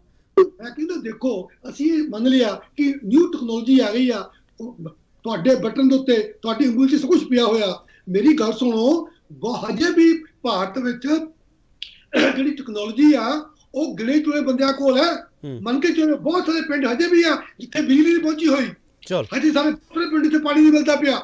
ਤੁਸੀਂ ਇਹ ਨਾ ਸਮਝੋ ਕਿ ਅਸੀਂ ਚੰਡੀਗੜ੍ਹ ਬੈਠੇ ਆ ਤਾਂ ਸਾਰੇ MA BA PhD ਪਾਸ ਨੇ, ਲੋਕਾਂ ਨੂੰ ਬੜੀ ਤੰਗੀ ਆ। ਦੂਸਰਾ, ਪਿੰਡਾਂ ਦੇ ਵਿੱਚ ਤੁਸੀਂ ਕਨੈਕਸ਼ਨ ਲੈਣਾ, ਚਾਹੇ ਉਹ Jio ਦਾ, ਚਾਹੇ BSNL ਦਾ, ਚਾਹੇ Airtel ਦਾ, ਲੋਕਾਂ ਨੂੰ ਖਾਣ ਲਾਲੇ ਪਏ ਹੋਏ ਨੇ, ਹਜ਼ਾਰ ਰੁਪਏ ਦਾ ਸਿਲੰਡਰ ਹੈ, ਉਹਨਾਂ ਨੂੰ ਸਬਜ਼ੀਆਂ ਦਾਲਾਂ ਇੰਨੀਆਂ ਮਹਿੰਗੀਆਂ ਨੇ, ਹੋਰ ਸਮਾਨ ਹੈ, ਉਹਨੂੰ Jio ਨੂੰ ਚਾਰਜ ਕਰਾਉਣਾ ਹੈਗਾ, ਉਹਦੇ ਕਿੰਨੇ ਪੈਸੇ ਨੇ। ਦੂਸਰਾ, ਫਿਰ ਫੋਨ ਚੰਗਾ, ਤੁਹਾਡੇ ਕੋਲ ਫੋਨ ਪ੍ਰੋਪਰ ਹੈ, ਇਹ ਸਾਰੀ ਚੀਜ਼ਾਂ ਕਿੱਥੋਂ ਆਉਗੀਆਂ? ਨਹੀਂ, ਬੜੇ ਪਾਤਾ ਐਪ ਉੱਤੇ ਤੁਸੀਂ ਦੇਖ ਲਓ, ਤੁਹਾਡਾ ਕੰਮ ਮੁੱਕ ਗਿਆ। ਨਹੀਂ, ਤੁਸੀਂ ਪੰਚਾਇਤਾਂ ਨੂੰ ਇਨਵੋਲਵ ਕਰੋ। ਸਾਡੀ ਜਿਹੜੀ ਲੋਕਤੰਤਰ ਹੈ ਉਹਦੀ ਜਿਹੜੀ ਮੁੱਢਲੀ ਜਿਹੜੀ ਕੜੀ ਆ ਉਹ ਸਾਡੀਆਂ ਪੰਚਾਇਤਾਂ ਨੇ। ਹਾਂ, ਸਾਨੂੰ ਕੋਸ਼ਿਸ਼ ਕਰਨੀ ਪਊਗੀ ਸਾਡੀ ਪੰਚਾਇਤਾਂ 'ਚ ਵੀ ਉਹੀ ਚੁਣ ਕੇ ਬੰਦੇ ਆਏ ਨੇ ਜਿਹੜੇ ਲੋਕਤੰਤਰ ਦੇ ਰਖਵਾਲੇ ਨੇ, ਲੋਕਤੰਤਰ ਨੂੰ ਠੀਕ ਹੈ। ਚਲੋ, ਇਹਦਾ ਕੋਈ ਤੁਸੀਂ ਪੰਚਾਇਤਾਂ 'ਚ ਰੱਖ ਦੋ, ਜੋ ਕੁਝ ਮਾਮਲਾ ਆਇਆ ਗ੍ਰਿਫਤ ਕਰ ਲਿਆ, ਉੱਥੇ ਕੰਮ ਖਰਾਬ ਹੋ ਗਿਆ। ਠੀਕ ਹੈ, ਤੁਸੀਂ ਪੰਚਾਇਤਾਂ ਦਾ ਵਾਰ-ਵਾਰ ਜ਼ਿਕਰ ਕਰਦੇ ਹੋ, ਪੰਚਾਇਤਾਂ ਤੱਕ ਜਿਹੜੀਆਂ ਪਾਵਰਾਂ ਉਹ ਵੰਡੀਆਂ ਜਾਂਦੀਆਂ ਕਿ ਨਹੀਂ ਦਿੱਤੀਆਂ ਜਾਂਦੀਆਂ? ਸਵਾਲ ਤਾਂ ਵੀ ਬਹੁਤ ਵੱਡਾ ਹੈਗਾ ਪ੍ਰੋਫੈਸਰ ਰਣਕੀਰਾਂ। ਮੁਹੰਮਦ ਖਾਲਿਦ, ਤੁਸੀਂ ਵੋਟਿੰਗ ਬਿਹੇਵੀਅਰ ਦੀ ਗੱਲ ਕੀਤੀ ਸੀ, ਵੋਟਰ ਬਿਹੇਵੀਅਰ ਦੀ ਗੱਲ ਕੀਤੀ ਸੀਗੀ। ਮੈਂ ਸਰ ਸਵਾਲ ਕਰ ਰਿਹਾ ਵੋਟਿੰਗ ਪੈਟਰਨ ਦੀ। ਜਿਵੇਂ ਜਿਵੇਂ ਸਮਾਂ ਅੱਗੇ ਵੱਧਦਾ ਜਾ ਰਿਹਾ ਸਾਡੇ ਕੋਲੇ ਟੈਕਨੋਲੋਜੀਜ਼ ਐਡਵਾਂਸ ਹੋ ਰਹੀਆਂ, ਪਤਾ ਲੱਗ ਰਿਹਾ ਕਿ ਸਾਡਾ ਵੋਟ ਕਿਵੇਂ ਬਣਨਾ ਹੈ, ਸਾਡੇ ਕੋਲੇ BOL ਪਹੁੰਚਦੇ ਆ, BLO ਪਹੁੰਚਦੇ ਆ, ਉਹ ਦੱਸਦੇ ਆ। ਸਵਾਲ ਹੈ ਮੁਹੰਮਦ ਖਾਲਿਦ, ਵੋਟਿੰਗ ਪਰਸੈਂਟੇਜ ਵੱਧ ਸਕੀ ਹੈ ਸਰ? ਨਹੀਂ, ਦੇਖੋ ਇਹਦਾ ਵੋਟਿੰਗ ਪਰਸੈਂਟੇਜ ਜਿਹੜੀ ਮੈਂ ਤੁਹਾਨੂੰ ਦੱਸਦਾ, ਹਾਂ, ਵੋਟਿੰਗ ਬਿਹੇਵੀਅਰ ਦੇ ਵਿੱਚ ਜਿਹੜੇ ਵੀ ਫੈਕਟਰਸ ਰੋਲ ਪਲੇ ਕਰਦੇ ਆ ਉਹ ਆਪਾਂ ਸਾਰਿਆਂ ਨੂੰ ਪਤਾ ਹੈ, ਚਾਹੇ ਉਹ ਜਾਤੀ ਦਾ ਹੈ, ਚਾਹੇ ਧਰਮ ਦਾ ਹੈ, ਚਾਹੇ ਉਹ ਪਿੰਡ ਦਾ ਹੈ, ਚਾਹੇ ਬਹੁਤ ਫੈਕਟਰਸ ਹਨ ਜਿਹੜੇ ਕਿ ਵੋਟਿੰਗ ਬਿਹੇਵੀਅਰ ਦੇ ਵਿੱਚ ਰੋਲ ਪਲੇ ਕਰਦੇ ਆ। ਹੁਣ ਸਵਾਲ ਇਹ ਹੈਗਾ ਕਿ ਵੋਟਿੰਗ ਪਰਸੈਂਟੇਜ ਜਿਹੜੀ ਹੈਗੀ ਹੈ ਉਹ ਕਿਉਂ ਨਹੀਂ ਵਧੀ? ਪਹਿਲਾਂ ਨਾਲੋਂ ਵਧੀ ਹੈ, ਲੇਕਿਨ ਇਹ ਇੱਕ ਜਗ ਜ਼ਾਹਿਰ ਚੀਜ਼ ਹੈਗੀ ਹੈ। ਜਿਸ ਵੇਲੇ ਵੋਟਿੰਗ ਬਿਹੇਵੀਅਰ ਦਾ ਆਪਾਂ ਗੱਲ ਕਰਦੇ ਹਾਂ ਜਾਂ ਵੋਟਿੰਗ ਪੈਟਰਨ ਦੀ ਗੱਲ ਕਰਦੇ ਹਾਂ ਜਿਹੜੇ ਤੁਸੀਂ ਕੀਤੀ ਹੈ, ਆਪਾਂ ਦੇਖਦੇ ਹਾਂ ਕਿ ਜਿੰਨੇ ਵੀ ਲੀਡਰਸ ਹੈਗੇ ਆ ਉਹ ਝੁੱਗੀ ਝੋਪੜੀ ਕਲਸਟਰ ਦੇ ਉੱਪਰ ਕਿਉਂ ਕੰਸੈਂਟਰੇਟ ਕਰਦੇ ਆ? ਕਿਉਂਕਿ ਉੱਥੇ ਵੋਟਿੰਗ ਪਰਸੈਂਟੇਜ ਜ਼ਿਆਦਾ ਹੈ। ਤੁਸੀਂ ਜਿਹੜਾ ਬੰਦਾ ਪੌਸ਼ ਏਰੀਆ ਦੇ ਵਿੱਚ ਬੈਠਾ ਹੈ, ਜਿਹੜਾ ਬੰਦਾ ਆਪਣੇ ਬਿਜ਼ਨਸ ਦੇ ਵਿੱਚ ਬਹੁਤ ਬਿਜ਼ੀ ਹੈ, ਜਿਹੜਾ ਬੰਦਾ ਕਿਸੇ ਹੋਰ ਜਿਵੇਂ ਕਿ ਪੜ੍ਹੇ ਲਿਖੇ ਜਿਹੜੇ ਹੈਗੇ ਆ ਉਹਨਾਂ ਦੀ ਵੋਟਿੰਗ ਪਰਸੈਂਟੇਜ ਘੱਟ ਹੈ, ਜਿਹੜੇ ਰੈਗੂਲਰ ਜਾਂ ਆਰਗੇਨਾਈਜ਼ਡ ਢੰਗ ਨਾਲ ਪੜ੍ਹੇ ਹੋਏ ਨਹੀਂ ਹਨ। ਤੁਸੀਂ ਯੂਨੀਵਰਸਿਟੀ ਦੇ ਵਿੱਚ ਹੀ ਦੇਖ ਲਓ, ਅਸੀਂ ਯੂਨੀਵਰਸਿਟੀ 'ਚ ਰਹਿਣੇ ਆ, ਕਿੰਨੇ % ਲੋਕ ਵੋਟਾਂ ਪਾਉਂਦੇ? ਮੁਹੰਮਦ ਖਾਲਿਦ ਸਾਹਿਬ ਤੁਸੀਂ ਤਾਂ ਮੇਰਾ ਦਰਸ਼ਕ ਖਰਾਬ ਕਰਤਾ ਸਰ। ਉਹ ਪੜ੍ਹਿਆ ਲਿਖਿਆ ਉਹ ਤਾਂ ਵੇਖੂਗਾ ਹੀ ਨਹੀਂ ਪ੍ਰੋਗਰਾਮ ਇਹ, ਤੁਸੀਂ ਕਹਿੰਦੇ ਵੋਟ ਨਹੀਂ ਪਾਉਂਦੇ ਹੋ। ਮੈਂ ਤੁਹਾਨੂੰ ਸਹੀ ਗੱਲ ਕਹਿ ਰਿਹਾ, ਮੈਂ ਤੁਹਾਨੂੰ ਇਹ ਕਹਿ ਰਿਹਾ ਵੀ ਫੈਕਟ ਇਹੀ ਹੈ ਕਿ ਵੋਟਿੰਗ ਪੈਟਰਨ ਜਿਹੜਾ ਹੈਗਾ, ਜਿਹੜਾ ਰੂਰਲ ਏਰੀਆਜ਼ ਦੇ ਵਿੱਚ, ਝੁੱਗੀ ਝੋਂਪੜੀ ਕਲਸਟਰ ਦੇ ਵਿੱਚ, ਗਰੀਬ ਆਦਮੀਆਂ ਦੇ ਵਿੱਚ ਵੋਟਿੰਗ ਪਰਸੈਂਟੇਜ ਜ਼ਿਆਦਾ ਹੈ ਐਜ਼ ਕੰਪੇਅਰ ਟੂ ਜਿਹੜੇ ਪੌਸ਼ ਏਰੀਆ ਦੇ ਵਿੱਚ ਰਹਿੰਦੇ ਆ, ਹਾਈਲੀ ਐਜੂਕੇਟਿਡ ਹੈ, ਬਿਜ਼ਨਸ ਬਹੁਤ ਜ਼ਿਆਦਾ ਹੈ ਉਹਨਾਂ ਦੇ। ਅਗਰ ਆਪਾਂ ਨਹੀਂ ਮੁਹੰਮਦ ਖਾਲਿਦ ਸਾਹਿਬ ਫਿਰ ਸਿੱਧਾ ਕਰੋ ਨਾ, ਮੁਹੰਮਦ ਖਾਲਿਦ ਸਾਹਿਬ ਸਿੱਧਾ ਜਵਾਬ ਦਿਓ ਮੈਨੂੰ ਵੀ ਜਿਹੜਾ ਪੜ੍ਹਿਆ ਲਿਖਿਆ ਉਹ ਐ ਕਹਿੰਦਾ ਮੈਂ ਕੀ ਲੈਣਾ, ਇਹ ਸੋਚਦਾ? ਬਹੁਤ ਸਾਰੇ ਲੋਕ ਇਹ ਸੋਚਦੇ ਆ, ਇਹ ਡਿਪੈਂਡ ਕਰ। ਫॉर ਐਗਜ਼ਾਮਪਲ ਮਿਊਨਿਸਪਲ ਕਮੇਟੀ ਦੇ ਇਲੈਕਸ਼ਨ ਦੇ ਵਿੱਚ ਪਰਸੈਂਟੇਜ ਘੱਟ ਹੈ, ਲੇਕਿਨ ਜਦ ਆਪਾਂ ਉਹੀ ਪਾਰਲੀਮੈਂਟ ਦੇ ਇਲੈਕਸ਼ਨ ਦੇ ਵਿੱਚ ਕਰਾਂਗੇ ਉਹੀ ਪਰਸੈਂਟੇਜ ਜ਼ਿਆਦਾ ਹੈ। ਉਹਨਾਂ ਵਿੱਚੋਂ ਬੜੇ ਅੱਗੇ ਆਉਂਦੇ ਆ, ਪਾਰਲੀਮੈਂਟ ਦੇ ਵਿੱਚ ਵੋਟ ਪਾਉਣਾ ਚਾਹੁੰਦੇ ਆ ਲੇਕਿਨ ਮਿਊਨਿਸਪਲ ਕਮੇਟੀ ਦੇ ਵਿੱਚ ਵੋਟ ਨਹੀਂ ਪਾਉਣਾ ਚਾਹੁੰਦੇ। ਬੜੇ ਲੋਕ ਇਸ ਤਰ੍ਹਾਂ ਦੇ ਆ। ਹਰ ਇਲੈਕਸ਼ਨ ਡਿਫਰੈਂਟ ਤਰੀਕੇ ਦੇ ਨਾਲ ਡੀਲ ਕੀਤਾ ਜਾਂਦਾ ਵੋਟਰ ਵੱਲੋਂ। ਚਲੋ ਮੈਂ ਇੱਕ ਛੋਟਾ ਹੋਰ ਬ੍ਰੇਕ ਲਵਾਂਗਾ, ਬ੍ਰੇਕ ਤੋਂ ਬਾਅਦ ਵਾਪਸ ਆਵਾਂਗੇ। ਆਖਰੀ ਹਿੱਸੇ ਵਿੱਚ ਅਸੀਂ ਹੋਵਾਂਗੇ ਜੋ ਤੁਸੀਂ ਇਹ ਸੋਚ ਲਓਗੇ ਮੈਂ ਕੀ ਲੈਣਾ, ਫਿਰ ਜਿਹੜੇ ਸਾਡੇ ਲੋਕਤੰਤਰ ਦੇ ਚਾਰੇ ਖੰਭੇ ਹੈਗੇ ਆ ਫਿਰ ਉਹਨਾਂ ਵਿੱਚੋਂ ਵੀ ਕੋਈ ਨਾ ਕੋਈ ਇਹੀ ਸੋਚਦਾ ਪਿਆ ਹੋਊਗਾ। ਜੇ ਤੁਸੀਂ ਚਾਹੁੰਦੇ ਹੋ ਕਿ ਇਹਨਾਂ ਦੀ ਜਵਾਬਦੇਹੀ ਤੈਅ ਹੋਵੇ ਤਾਂ ਵੋਟ ਜ਼ਰੂਰ ਪਾਓ। ਵਾਪਸ ਆ ਰਿਹਾ।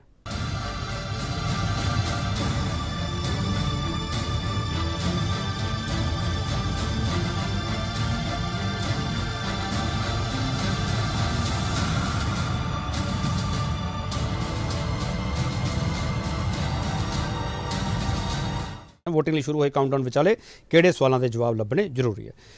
ਡਾਕਟਰ ਗਰਗ, ਜੇ ਅਸੀਂ ਕਿਸੇ ਨੂੰ ਸਮਝਾਉਣਾ ਹੋਵੇ ਭਾਈ ਤੂੰ ਆਪਦੇ ਵੋਟ ਹੱਕ ਦਾ ਇਸਤੇਮਾਲ ਜ਼ਰੂਰ ਕਰਨਾ, ਮੀਡੀਆ ਨੇ ਕੁਝ ਹਿੱਸੇ ਨੇ ਕੰਪੇਨ ਬਹੁਤ ਚਲਾਈਆਂ ਸੀਗੀਆਂ ਇਸ ਤੋਂ ਪਹਿਲਾਂ, ਹੁਣ ਅੱਜ ਕੱਲ੍ਹ ਉਹ ਕੰਪੇਨ ਆ ਜਿਹੜੀਆਂ ਉਸ ਲੈਵਲ 'ਤੇ ਨਹੀਂ ਚੱਲਦੀਆਂ ਡਾਕਟਰ ਗਰਗ, ਕਿਉਂਕਿ ਮੀਡੀਆ ਨੂੰ ਇਹ ਲੱਗਣ ਲੱਗ ਪਿਆ ਹਰ ਘਰ ਰਿਮੋਟ ਹੈਗਾ, ਹਰ ਘਰ ਮੋਬਾਈਲ ਹੈਗਾ, ਹਰ ਘਰ TV ਹੈਗਾ, ਪਰ ਹਾਲਾਤ ਕੁਝ ਹੋਰ ਹੈ। ਜਿਵੇਂ ਪ੍ਰੋਫੈਸਰ ਰੌਣਕੀ ਰਾਮ ਦੱਸਦੇ ਵੀ ਕਿਤੇ ਪਾਣੀ ਨਹੀਂ ਪਹੁੰਚਿਆ, ਕਿਤੇ ਬਿਜਲੀ ਨਹੀਂ ਪਹੁੰਚੀ।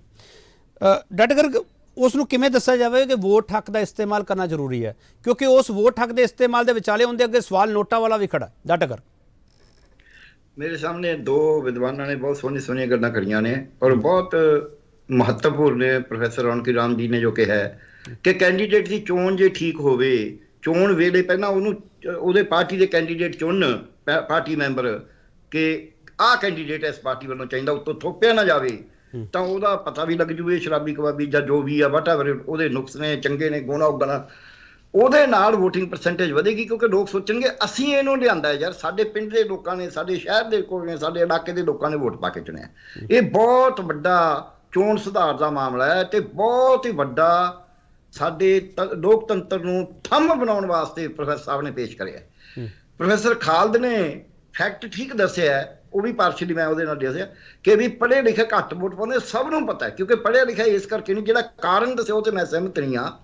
ਪੜ੍ਹਿਆ ਲਿਖਿਆ ਅੱਜ ਇਹ ਹੈ ਕਿ ਉਹਦੇ ਕੋਲ ਬਹੁਤ ਸਾਰੀਆਂ ਤਾਕਤਾਂ ਮਿਲੀਆਂ ਹੋਈਆਂ ਨੇ। ਉਹ ਕਹਿੰਦਾ ਵੋਟ ਦੀ ਕੋਈ ਤਾਕਤ ਨਹੀਂ ਉਹਦੇ ਮੁਕਾਬਲੇ, ਉਹ ਅਫਸਰ ਹੈ, ਉਹਦੇ ਕੋਲ ਬਿਜ਼ਨਸ ਹੈ, ਉਹਦੇ ਕੋਲ ਪੈਸਾ ਹੈ। ਜਿਹੜਾ ਅਨਪੜ੍ਹ ਹੈ ਉਹਦੇ ਕੋਲ ਕੁਝ ਵੀ ਨਹੀਂ, ਉਹ ਕਹਿੰਦਾ ਅੱਜ ਵੋਟ ਦੀ ਤਾਕਤ ਹੈ, ਮੈਂ ਇਹਨੂੰ ਵਰਤਣਾ। ਆਹ ਫਰਕ ਹੈ। ਇਹ ਨਹੀਂ ਹੈ ਕਿ ਉਹ ਅਨਪੜ੍ਹ ਜਿਹੜਾ ਉਹ ਸਿਰਫ ਪੈਸੇ ਲੈ ਕੇ ਵੋਟ ਪਾ ਦਿੰਦਾ ਹੈ, ਪਿੱਛੇ ਲੱਗ ਕੇ ਪਾ ਦਿੰਦਾ ਹੈ। ਜੇ ਐਂ ਪਾਉਂਦਾ ਹੁੰਦਾ ਤਾਂ ਫਿਰ ਇਹ ਇੰਨੀਆਂ ਜਿਹੀਆਂ ਪਾਰਟੀਆਂ ਡਾਕਟਰ ਜਿਹੜਾ ਮੈਂ ਸਵਾਲ ਮੁਹੰਮਦ ਖਾਲਿਦ ਨੂੰ ਕੀਤਾ ਸੀਗਾ, ਮੈਂ ਤੁਹਾਡੇ ਸਵਾਲ ਨੂੰ ਅੱਗੇ ਵਧਾ ਰਿਹਾ ਵੀ ਮੈਂ ਕੀ ਲੈਣਾ। ਜਿਹੜਾ ਤਾਕਤਵਰ ਉਹ ਇਸੇ ਕਰਕੇ ਸੋਚਦਾ ਨਾ ਮੈਂ ਕੀ ਲੈਣਾ। ਹਾਂ ਉਹੀ ਤੁਸੀਂ ਠੀਕ ਕਿਹਾ, ਕਿਉਂਕਿ ਉਹਦੇ ਕੋਲ ਤਾਕਤ ਪਹਿਲਾਂ ਹੀ ਹੈ। ਉਹ ਕਹਿੰਦਾ ਵੋਟ ਦੀ ਮੈਨੂੰ ਕਿਹੜੀ ਤਾਕਤ ਹੈ, ਉਹ ਤਾਂ ਕੋਈ ਖਾਸ ਗੱਲ ਨਹੀਂ, ਮੈਂ ਟਾਈਮ ਵੇਸਟ ਕਰੂੰਗਾ। ਜਿਹੜਾ ਗਰੀਬ ਆਦਮੀ ਹੈ, ਪੇਂਡੂ ਹੈ, ਉਹਦੇ ਕੋਲੇ ਤਾਕਤ ਸਿਰਫ ਵੋਟ ਦੀ ਹੈ। ਉਹ ਕਹਿੰਦਾ ਮੈਨੂੰ ਬਾਕੀ ਤਾਂ ਕੋਈ ਤਾਕਤ ਮਿਲਦੀ ਨਹੀਂ।